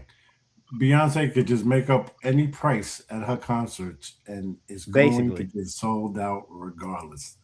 You know what I'm basically, saying? Those tickets are basically. crazy. Yeah, it's ridiculous. $3,000, 1,000, and sold out. She has to Listen, repeat the shows in the same area. people You giving know up what I'm saying? kidneys, they giving up body organs, man, to go. And Sam, I'm gonna let you and wifey get things together, in the house, because You're obviously a y'all Joe. on. It's gonna be a long Oh flight no, home, no, no, brother. no, no, no, no, no, Long no, no, flight no, home. no, no, no. Yeah, you Hey, gotta get hey, your look. stuff together before you land. No, no, no, no, no, no. Let's be no. Lisa knows that I have a disdain for Beyonce. She knows that without a doubt. So Yeah, there's hey, look, I'm all right going home. You know what I'm saying? I'm still gonna go to right. bed with both my eyes closed. I'm okay. You know what I'm saying? All right. Well, look. I'm just letting y'all know. It's all good because I same thing. I think my family. I'm not gonna say I'm a Beyonce hater. I'm just not a Beyonce lover. So it is what it is. But if we switch lanes, then if we go from our ladies being queens, right now, who we jumping out there with as the king of R&B? Is we rocking with Bro. Usher? Is we We're about to doing get into it. Breezy? Or We're we about are to we get doing the into it. Pied Piper? Is we out We're about here to get blowing the into horns? it. We out here Sam getting about the to get kids. tight. It's we out here getting the kids with R. Kelly. Yeah, Sam about to get tight. Hey, look. Hey, look. Hey, look. I think we already done lost like 80% of the possible spots that we could have, or guest appearances we could have up here. What's What's up, up, AJ? Twan? What's good, bro? What's Um, happening, Twan? man, Um, this is good. uh, I mean, I got I it. I know feel that it. the people out there are gonna. I don't know. Look, man. Here's the thing. All right, a quick story. Not a quick story. Um, I don't know because we just talked about cancel culture and everything. So my question for Yeah. you is like, should R. Kelly even be up here? Hey, Here we I ain't go. even gonna lie, Here bro. we We go. did talk about it, but We're I had we're to throw we're it Here out we there go. because Here we we're, go. people we're when in I was this. talking to people, they were arguing with Hey, me look, about why he couldn't be up there. Here we we're about to go. hop into this vortex, right? So for me, when it's said and done, I'm going to pick Breezy. You know what I'm saying? Um, and don't get me wrong, like Usher had a lot of bangers, especially when he was in his JD era and everything. Right, right. Um, but just like how you were talking about Beyonce sitting here and selling out a crowd, that's what Breezy doing right now. Facts. You know, Real he facts. he Facts, facts. he he got people after the doggone concert standing in line for $1,000 photos for him to cup some cheeks and uh, which will lead to Destroying proposal relationships. denials. Yeah, Yeah, I know yeah, divorces yeah. and everything. Granted, Usher done had somebody get divorced for feeding some cherries and shit, but like I'm going with I'm going with Breezy on this one when it's all said and Yeah, done. I got yeah. to feel Breezy for the dub on this one. Oh man. And look, I used to be the number one kid. I'll Make take him on my Steve Harvey real quick. The okay. time was 1996, and it was R. Kelly 702 Minivision, Portrait, and then who else was on that? Cut Close, I think it was. Mm. Anyways, here I am, walking around the streets of Austin with a goddamn leather vest and some leather pants, like goddamn, and some lotion on, like Kells himself, walking around the Austin Mall and shit. So that's how devoted of an R. Kelly fan that I was. But Okay. I don't fuck with him anymore. Hey, look, I know, and that might be TMI, but Hey, like, look, I don't fuck around with him no more either. yeah, It's a grown man calls himself the Pied Piper. I got a problem with it. But anyway, yeah. we're gonna move on. Cliff, Oh what'd you my say? gosh. All right. So I'm gonna need forgiveness of all my friends, my brothers, Here we go. people, Here we go. my business partners. This is solely the opinion of Clifton Durham, not to myself. This is not the sole opinion of TD3 Insurance Agency. However, it is the sole I already know where opinion you're going. of Clifton Durham. Oh yeah. All right. Oh yeah. Okay. Trash of a person, trash of a human being. No exceptions, no forgiveness. However, I'm one of those guys that know how to separate the business from the personal very well. It took practice on doing that, by the way. Kells, man, those I know, Dave, but those songs, bro. You know what I'm saying? If I know, man, I know, but Hey, if you're not Hey, Cliff. stepping in the name of love, listen, something. I mean, hey, Cliff, that's the problem. Damien just told you need to step, side to side, turn around. listen. The music side, listen. No matter what, this dude is in jail, still getting more followers and more likes on a song that Breezy created than anyone else. I mean, listen, some things you just, let me put it like this, and I think I said, remember when we had the episode, I forget what the subject was about. I forget what the subject was about. We talking about cancel culture and everything and social right, media. when we talking about right. cancel culture. Right. Correct. You know what I mean? And I put it in and I put it on a major product, right? If you have a product that somebody created and they're the most horrible person in the world, but that product or that medicine helped save a family member, are you going to say, no, I'm not going to use that product, or I'm not going to try that product because of the person that made it? If it's a medicine or a medication that helped a family member, right? That's how I look at it. Right. Some R. Kelly songs got some people that's 45, 50, and up through some things back in the day. You know what I'm saying? That you just not gonna forget. Now, he is trash. Don't get me wrong, audience, people's out there. Don't get me wrong. But the product that he delivered, it is what it is, man. It is what it is. Trust me, I understand. I know what people say, yo, Cliff is on here, wow, and he's on here supporting R. Kelly. No, I'm not supporting I'm not supporting Robert Kelly. Let me put it like that. Man. But the songwriter, all I can say, cuz is I'm sitting here, man. Man, I'm looking at you like, what? Yo, I'm speaking for the people that won't say it out loud. Trust me. Trust me. All right, so look, talent is talent. Facts. But I'm not touching that talent. I'm just right. And again, this is just my opinion. I'm not touching it. Right. But I will agree with Sam, like, and even AJ, my man Antoine the barber.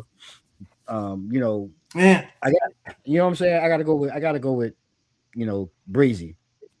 I think he could have been so much further, and I'm glad to see that he was able to bounce back from the unfortunate situation, Rihanna and all of that. I think he could have been so much further if that hiccup didn't happen. But I'm glad to see him back where he is. But I just think his future and the plethora of things that he brings to music not only mirrors or mimics that of Usher. I think he takes it one step further. So I'm going to put a pin in that. I'm going to leave Robert Kelly alone. Going to move on to the next, topic of hip hop culture and sound. We gonna get a little hip hop here, and I want to know from you guys. When we go old school rap.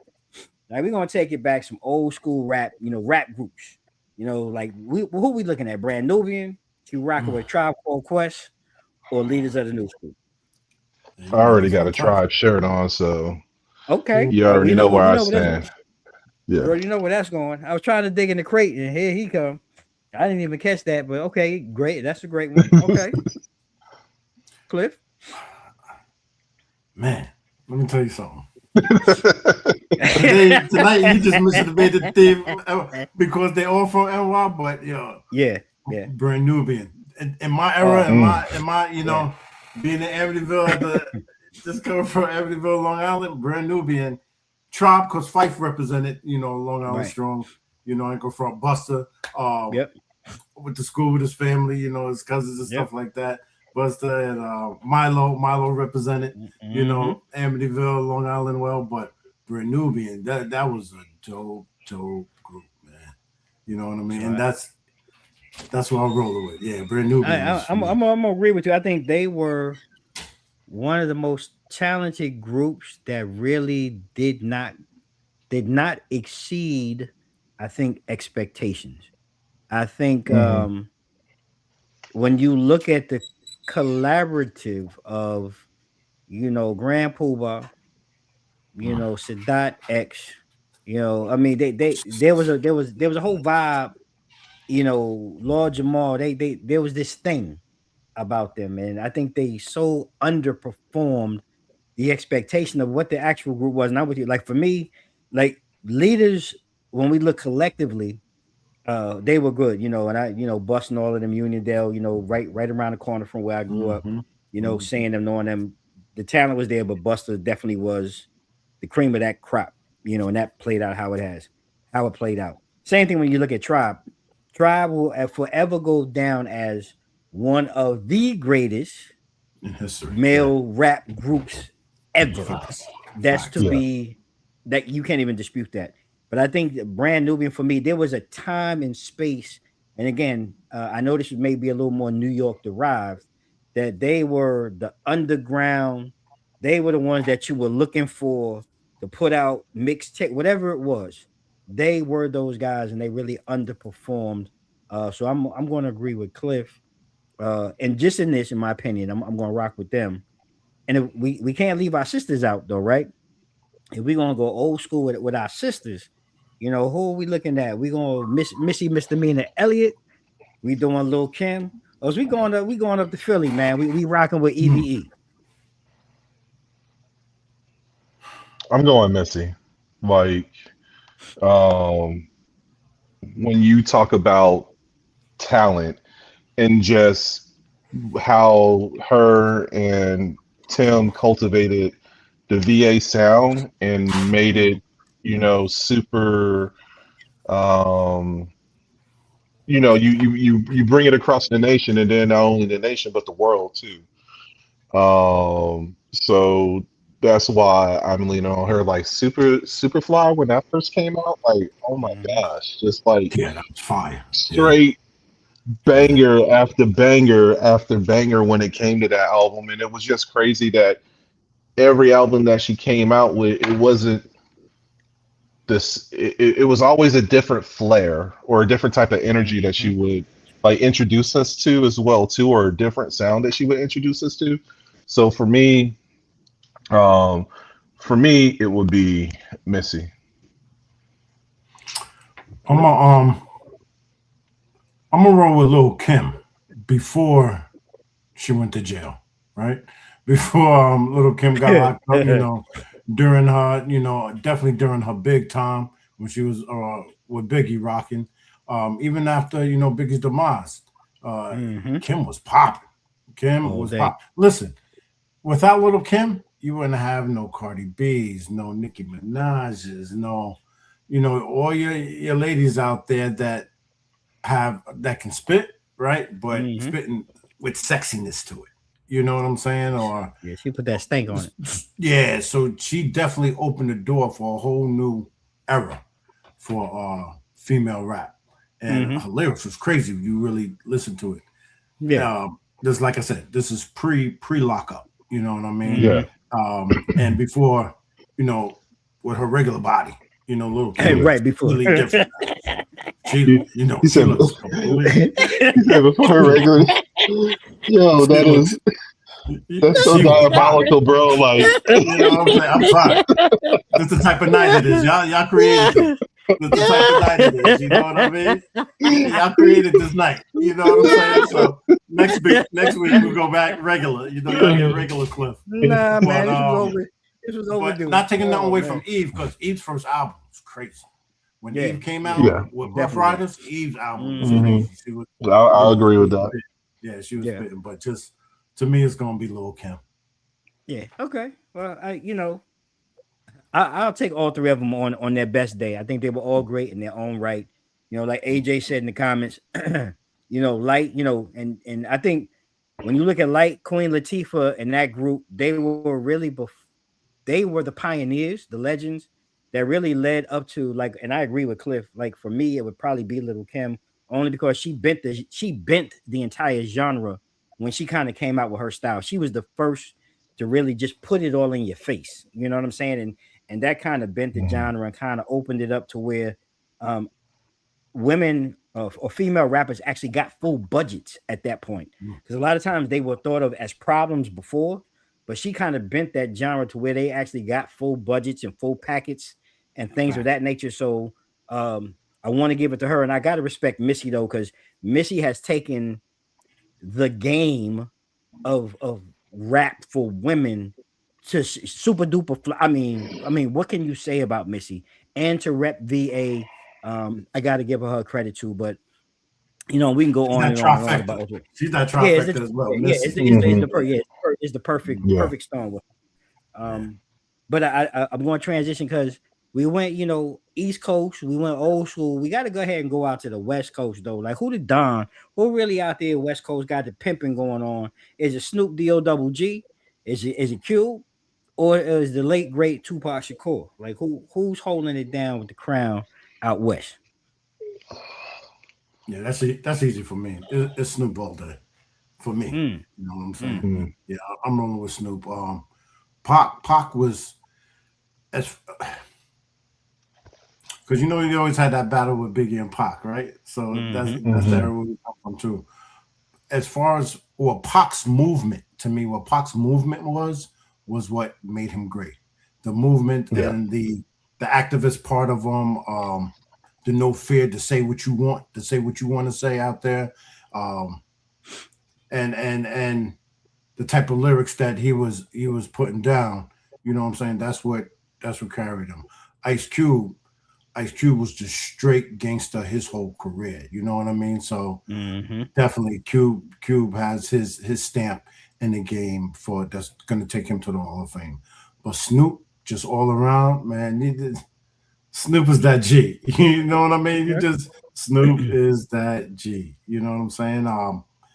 From gangster rapper to carrying that, but to make yourself such a great businessman with it, right?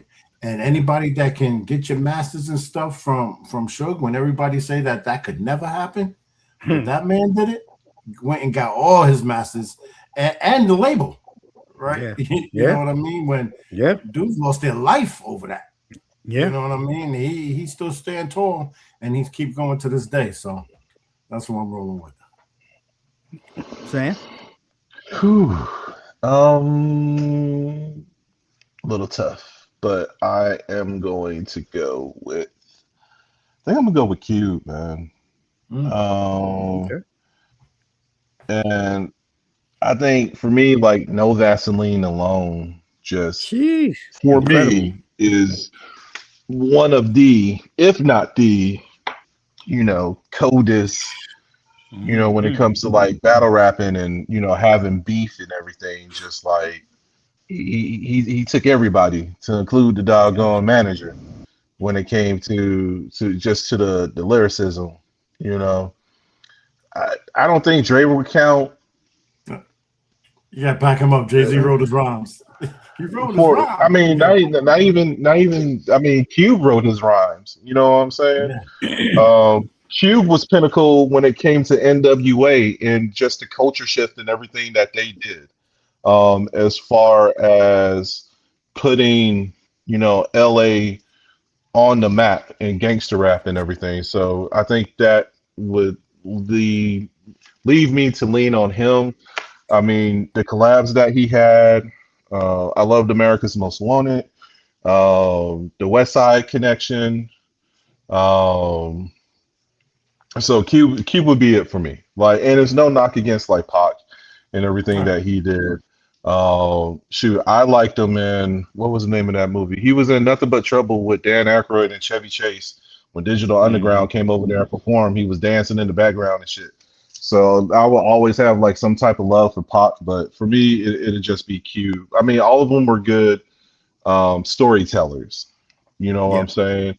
It was just, the spin, and like Cube had to write for like two other people with Eazy-E and Dre. You know what I'm saying? Mac and MC Ren, they were able to hold their own, but like, with that penmanship alone, like, have me leaning on doggone Cube the most. Okay. So Antoine kind of brought up the question, which really was the next question then. If we're talking about producers and the producer's touch, is it Dre? Because I see what that's why I had the same question. Are we doing Dre? Are we doing DJ Premier or Jay Dilla? Like who's that producer supreme then? When you try to separate the so-called artist or producer from the rapper, the producer, part of the team, who's that guy? No, this is tough because all three of them are in their bag. RIP to Jay Dilla. I would probably lean on him. I'm a huge lo-fi listener and everything, and he inspired so many different DJs and artists with his style. You go to Slum Village, then you listen to a little bit of D'Angelo, Angie Stone. And you never really realize just like how much Jay Dilla like encompassed. And don't get me wrong, and don't get me wrong, all of them are pretty much like that, but it's just like for me, like Jay Dilla came over there and took a genre and kind of like reinvented it. And it's crazy when people bring up DJ Najubez as far as the creator of lo-fi music and everything. But then at the same time, you have people that'll be in the chats and the feeds. Like, don't forget, like, what I'm saying? Jay Dilla was the one who created this. He was the one who came over there and took the boom bap and the jazz, and mixed it and blended it to a certain degree that you get that type of quality of music and everything. So it'll be Dilla for me, man, all day. Oh. I ain't gonna lie, because that's where I was at. That was my guy with this question, but I kind of figured that it was someone. If it was the interaction was going to ask that. Cliff, I want to go ahead and allow you. And I didn't take for I didn't want to have two juggernaut, two guys are like Dre and Pharrell in the same thing. I think they kind of overshine or outshine a lot of other people. I tried to make it as diverse, Twan, to have producers that I think cover a lot of different aspects. And like Sam eloquently said, sometimes I think you forget the body of work that they've done behind the scenes because they are the producers. So no knock to Pharrell. Pharrell is great in his own right. But I didn't want him and Dre always seem to be in the same context of conversation. I just wanted to open it up. Sorry, and, Cliff, go ahead. Wait, just nothing. But before you go, Cliff, like not to knock Pharrell for what he's done as far as a producer, but for me, Pharrell wouldn't be nowhere without Chad Hugo and that whole Neptune sound and everything. Neptune sound, I could sit here and we could talk about Pharrell, but I can't talk about Pharrell without bringing up the other one too. So I think when it comes to like Dolo, like these are three producers, exactly. Well, here's a question, right? To me, I'm gonna go with Dre. Just because I was a big fan of those West Coast productions. Those Gotcha. West Coast beats was crazy. And then he came over, with Aftermath to the East, and produced a lot of bangers for the East too, right? But Mm-hmm. like my favorite that on this list is definitely Dre. But if I had to Mm-hmm. put one in there, and I don't know if I would replace him with maybe DJ Premier, because Dilla that's my G too. Rest his soul. You know what I'm saying? But to me, you got Havoc. You got to put Havoc in there, man. Okay. That was my Okay. guy. I had to Okay. represent Havoc on that because that Okay. you know. All right. We going out to the QB. We out to the bridge. I Yeah, ain't mad at yeah, that. I ain't yeah. mad at that. Havoc. Yeah. I mean, I remember I was listening to one of his interviews and just his creativity. You know, Mm-hmm. oh my goodness, what's that? I forget. I'm drawing a blank right now. But like he used to create beats just by turning on the stove, right? And the Oh gas from the yeah. stove. Yeah. That's We how you had the got the clicking beginning joint. You had the intro. beat. Yeah. Yeah. Of Can't what's believe call I'm it? forgetting my song right now, man. I'm gonna lose my hip hop card. Get away. Joint with getaway. Yeah. Get Yeah. away, get Yeah. away. With Mob Deep, that's one of my favorite beats in the world. And just how Classic. he produced it, yeah, just how he produced it, and the thought and the creativity behind it was just nuts. So yeah, Look, but I think on they'll the list, Dre. okay, and that's fair. That's fair. Ain't no one right answer, but Right. you can only pick one. And now we at the back end. We down to the last two questions for the night, and I'm just gonna start where there was a time, when artists, you had a guest verse or somebody come up, spit a verse on your joint. So I'm gonna move it to today's artist. You know, who is the ultimate guest verse?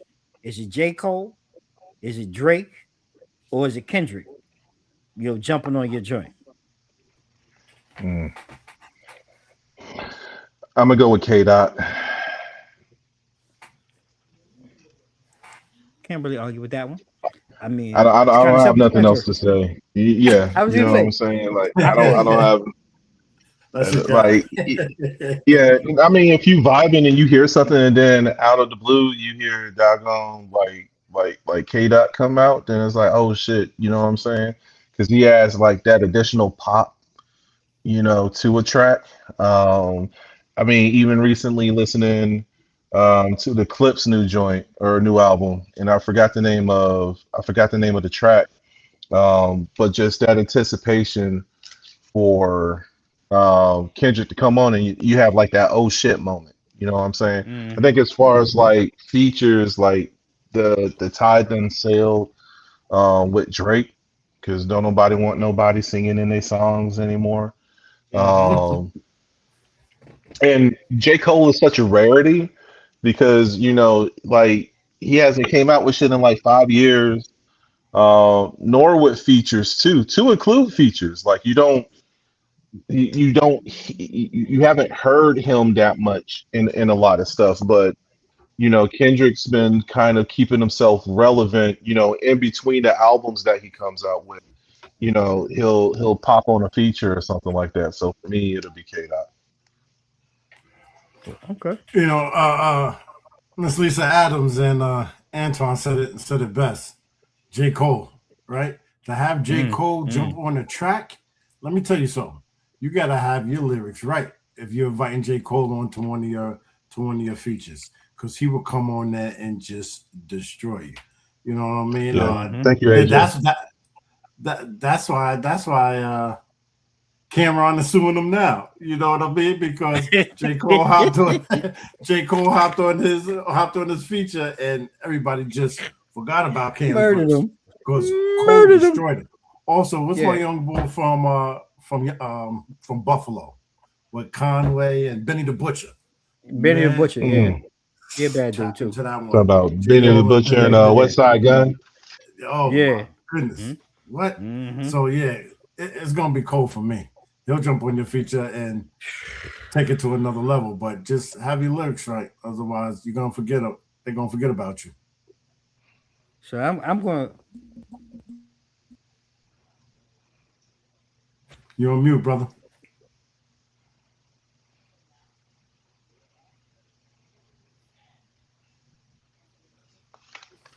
Still muted. Yeah, There I'm you good. There go. we go. It's okay. Um, so doing this, man, beforehand, like I was really like K Dot. I was like kind of like you, Sam. Like, man, it's just, I don't even know why I'm asking this question. But and mind you, we were definitely talking about this. I started this conversation with some other people about a month ago, and then guess who drops an album? Oh yeah, Kiss Jada's a bad boy too, no question. Yeah. Uh, when I had this question popped up, and then who drops an album? Well, shit, J. Cole drops an album, and I sit down and I listen to the album. I Whoa. ain't gonna lie, I'm like, what the fuck? I'm just going. I can't say anything else. And to Hmm. Sam's point, the gaps in between is where you and we're caught in that. You lose track of time, and in that time, you lose track of a person's genius or a person's affinity and love for the craft of what they do, his wordplay, his storytelling, like the vividness of it.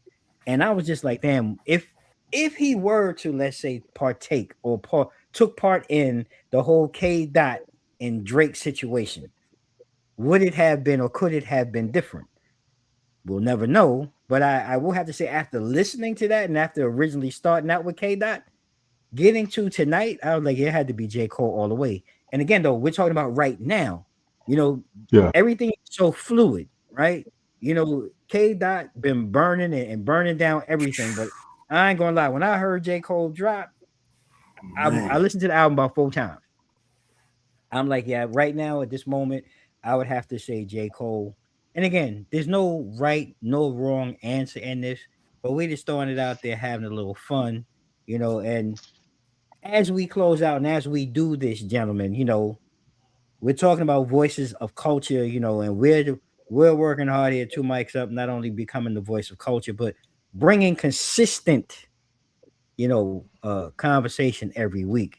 If we talk about the culture's voice today, who are we looking at as the actual voice? Is it Joe Budden? We talking about Charlemagne the God, or DJ Academics is kind of coming out. Mm. And there's some other ones, but I took these because these were some of the lesser or kind of go-tos. I didn't want to throw in, Cam and them and Jada Show and all, but these guys were some of the originals. So I'm gonna go with Sam because Sam seemed disgusted, and maybe one or two that's on this list. I know I Sam too am. well. Yeah, I Yeah. can tell you're disgusted. So I'm gonna start with Sam on this one. For me, it would be Joe Budden. And the only reason why I say Joe Budden, I mean, all of them have no filter, right? But like, for me, Charlemagne is like way too petty. You know what Mm, I'm saying? And a lot of his, it's like he be bringing prominent people up there, but instead of him like asking like fact checking questions or trying to get to the grit of something, it's kind of like I'm just going to push these buttons and see how I can get somebody like riled up and shit, right? right, right. So that tends to totally turn me off with anything that he has to say, as well as Envy. I can't stand Envy either because his light skinned ass just gets extra petty and emotional when it comes to certain topics. Then with academics, I think for me that's the things up with academics is just the people that he surrounds himself with. Association. Um, yeah, that association be killing me. He's like a 40-year-old man that wants to hang out with like 20-year-old kids and try to make himself Mm, relevant and all that stuff.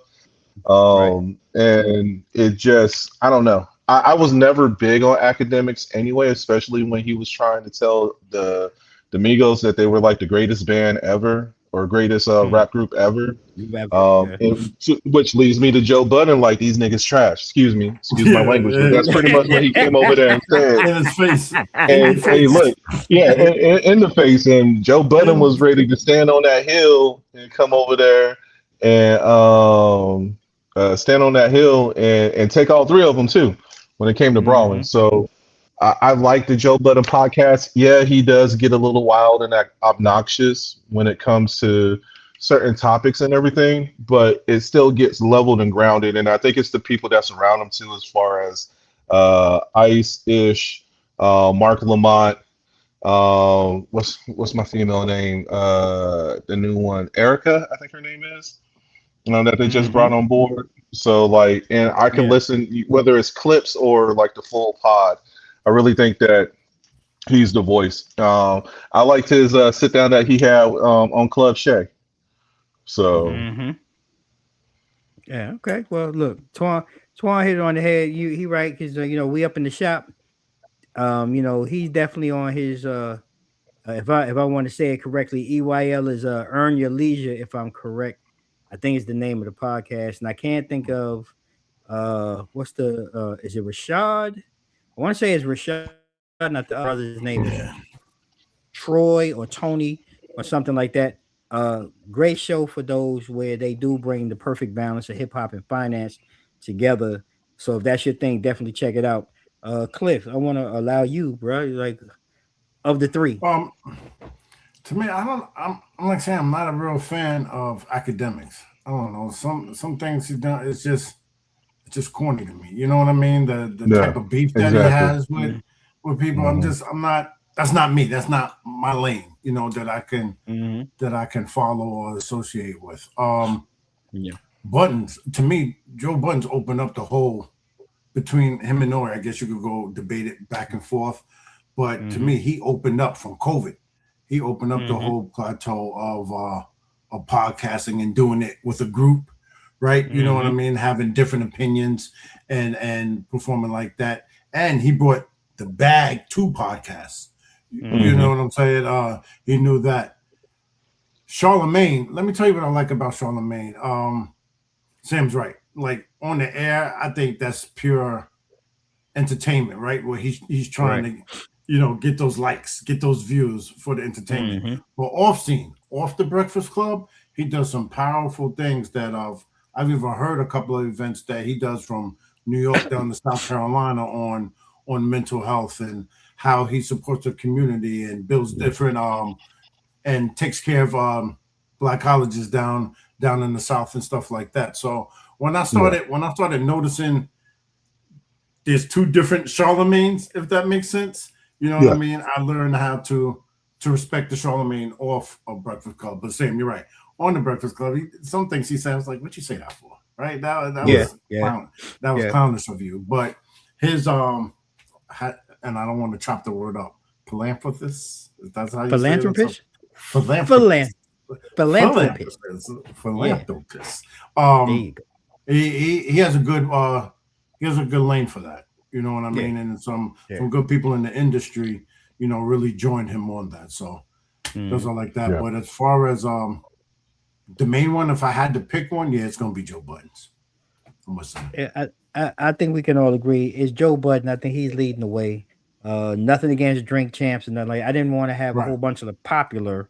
I tried to keep it rooted in some diversity, like we always try to do here to give us talking points. Man, look, we went hard tonight, y'all. We hard 2 hours. We gave y'all a lot. So I thank you for being a part of this. If you're a part of this live, if you're watching this on the playback or you listening to this, don't be afraid, keep shooting them comments. I will say over the last couple of weeks, man, the engagement even on the post watch and on the clips, I mean, just last week alone, and I meant to send this to you guys, man. Last I looked, man, last week's clips was over 10,000 views. We've got comments upon comments upon comments. I really appreciate you all watching us on the playback. Share this with your friends in your ride, in your vehicles. Yeah, man, I'm just saying, man, just go ahead, man, and share the show. Like the least thing I can ask you for, your time is go ahead and continue to share the show. Share with your friends. Thank you for tuning in. And before we go, I got to let my guys speak, man. I got to let my brothers talk before we get out of here. Cliff, I'm going to start with you as we close, man. Anything you got going on or coming up that you can share that, our fans and our friends should be looking for from you and TD3 Insurance? Man, well, like I said, this week I'm taking it easy. It's the Queen's birthday, so shout out to Miss Janika Durham, celebrating your 50th. It looks real good on you. Happy birthday. Yeah. Next week, uh, I will be encore will be in Vegas with the Black Friday Network. That's where we're getting together to hold member meetings for all black insurance agencies, thinking on how to come up on the rise, take advantage of some carrier influences, and learning from each other. Right? If you're an agency owner, all right, and you're all black agency owner looking for a home for some guidance, right? For some family building for a business, right, in the insurance industry. I definitely suggest that you tap in. I call it TBFN for short. It's the Black Friday Network. Love it. We have the host. Her name is Ngozi Naji. Powerful, Okay. Wow. Okay. powerful lady nationwide who is known all over. Right. Shout out to her. Also, shout out to CSC, All Things Real Estate, Mortgage, and Insurance. Catch us on FB Live on Thursday at 12 noon. Shout out to my brothers, right? And TD3 Insurance just gonna keep it moving. Like I said, next month I'm going to drop a nice business bomb on you, right? Just putting it all in the works and making it official. It's your boy Cliff. Follow me on Facebook, Instagram, LinkedIn. I gotta get on this Twitch, man. I've been, I'm behind the scene. I'm behind the eight ball on the Twitch, but I'm gonna get up on that. Well, listen, first of all, I want to go ahead and say a huge shout out to your wife, our sister, on Raise a Glass in advance, celebrating her 50th birthday. It's a huge milestone. Like Cliff said, it looks good on you, sis. So continued success with everything you got going on with the family, TD3 Insurance. Want to say what's up to Lance, man. It's good seeing you, brother. Popo. What's Thank you going for on, Thursday. Lance? We appreciate you joining us as always. I'm going to pass the baton to my brother Sam. Anything you want to share, talk about before we get out of here, Sam, that you got going on and coming up? Nothing much really. I'm just gonna start dropping more content on my Twitch. When I get back this weekend, I don't plan on doing nothing but grabbing a bowl of cereal and doggone get back to gaming and everything. Continuing my journey through Resident Evil 9, Resident Evil Requiem. There's a spider level that I'd have to beat, and I have serious arachnophobia. And then getting in on some of these distraction shooters too, as far as Marathon and Arc Raiders. So just be on the lookout. My handles are the same across the board, whether it's Twitch, Instagram, YouTube, Osarge Gaming. I'm also going to start doing a couple of more vlogs. I got a couple of more trips that I'm going to this year with some other experiences. And, I'm going to sit there and share that with y'all. Especially from the fall. Last year I went to EDC out in Vegas. This year I'll be going to EDC down in Orlando. So I'll be vlogging that experience from start to finish. And I'm excited to go ahead and handle that. So, or hey, look, if y'all like the game too, just like follow me. Follow me on my handles. It's the same thing on Steam, Ubisoft, whatever the case. Osarge Gaming, get at me. And I look forward to seeing you on the sticks. All right, there you have it, ladies and gentlemen. Listen, well, I really, man, I'm getting to the point where I'm having less and less to talk about as we close out these shows because these two incredible gentlemen, man, they really help elevate and push this to a whole nother level. But what I do want to say is that this has been another deep ride. It's been fun. I mean, tonight we wanted to peel back some layers. Last, Black History Month and last couple episodes, we really dove deep into some serious matters about men's mental health and different things, which have been excellent. So to pull back the layers tonight and have some fun, go a little bit deeper than we probably normally would. It was a big fun. I want to continue to say, big salute to everybody who keeps tuning in, turning up and sharing their thoughts and lessons and love with us as we have fun. But next week, man, we're gonna step into another wild side. We're gonna go ahead and talk about Black Air Force energy. If y'all know what that is, then y'all know what it is. If you don't, go ahead and educate yourself and come back and join. Right, you just come back and join this wild ass conversation next week because we're gonna have some fun. All right, we're gonna be talking chaos and comedy, a little bit of confusion, all rolled up into one big effed up ball. But we're gonna do it right here like we always do on Two Mics Up. And really, I just really want you to think about this. If you don't know, I'll leave you with this. Think about or let us know next week what's your craziest Black Air Force moment in the sense of Have you ever seen someone just get stomped the fuck out and you just like, wow? That should be like Air Force Yes. moment. Maybe you were the one stomping somebody the F out. I don't know. But if that sounds like something that you're familiar with, come on back and laugh with us. Share it in the comments and let's talk about it.